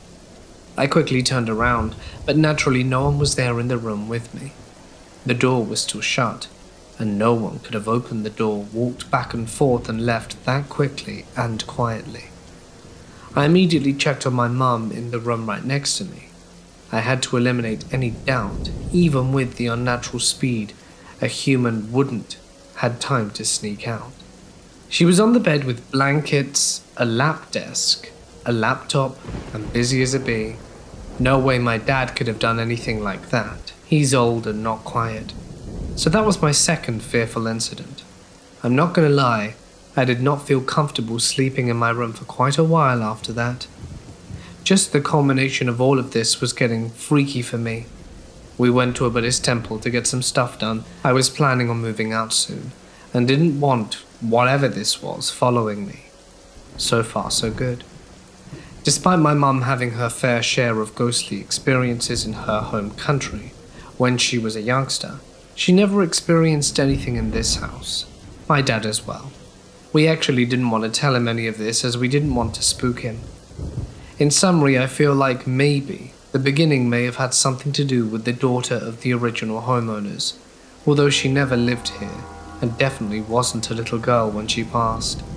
It's like she was looking for where her parents lived last. I don't know. Maybe she regressed to a more innocent time of her life with her child's voice. As for the rest, I have no idea. I'm just happy that I'm not feeling that fear anymore. When I was a kid, I spent a lot of time at this house that was the headquarters for a small theatre company that I worked for.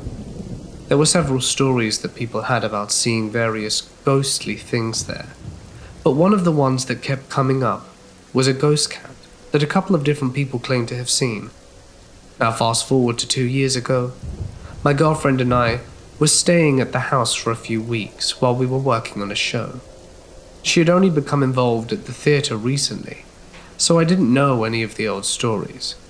There was an actual cat living there at the time, and we always slept with the door closed because we're both allergic.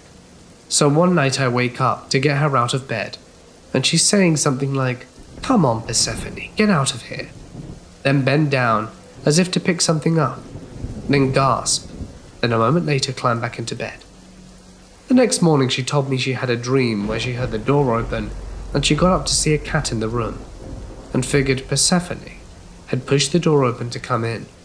So she got up to pick her up and put her out again, but as she reached down to grab the cat, it disappeared. Since that's not what's supposed to happen, she figured it was still a dream. So I said to her, "I think you met the ghost cat actually."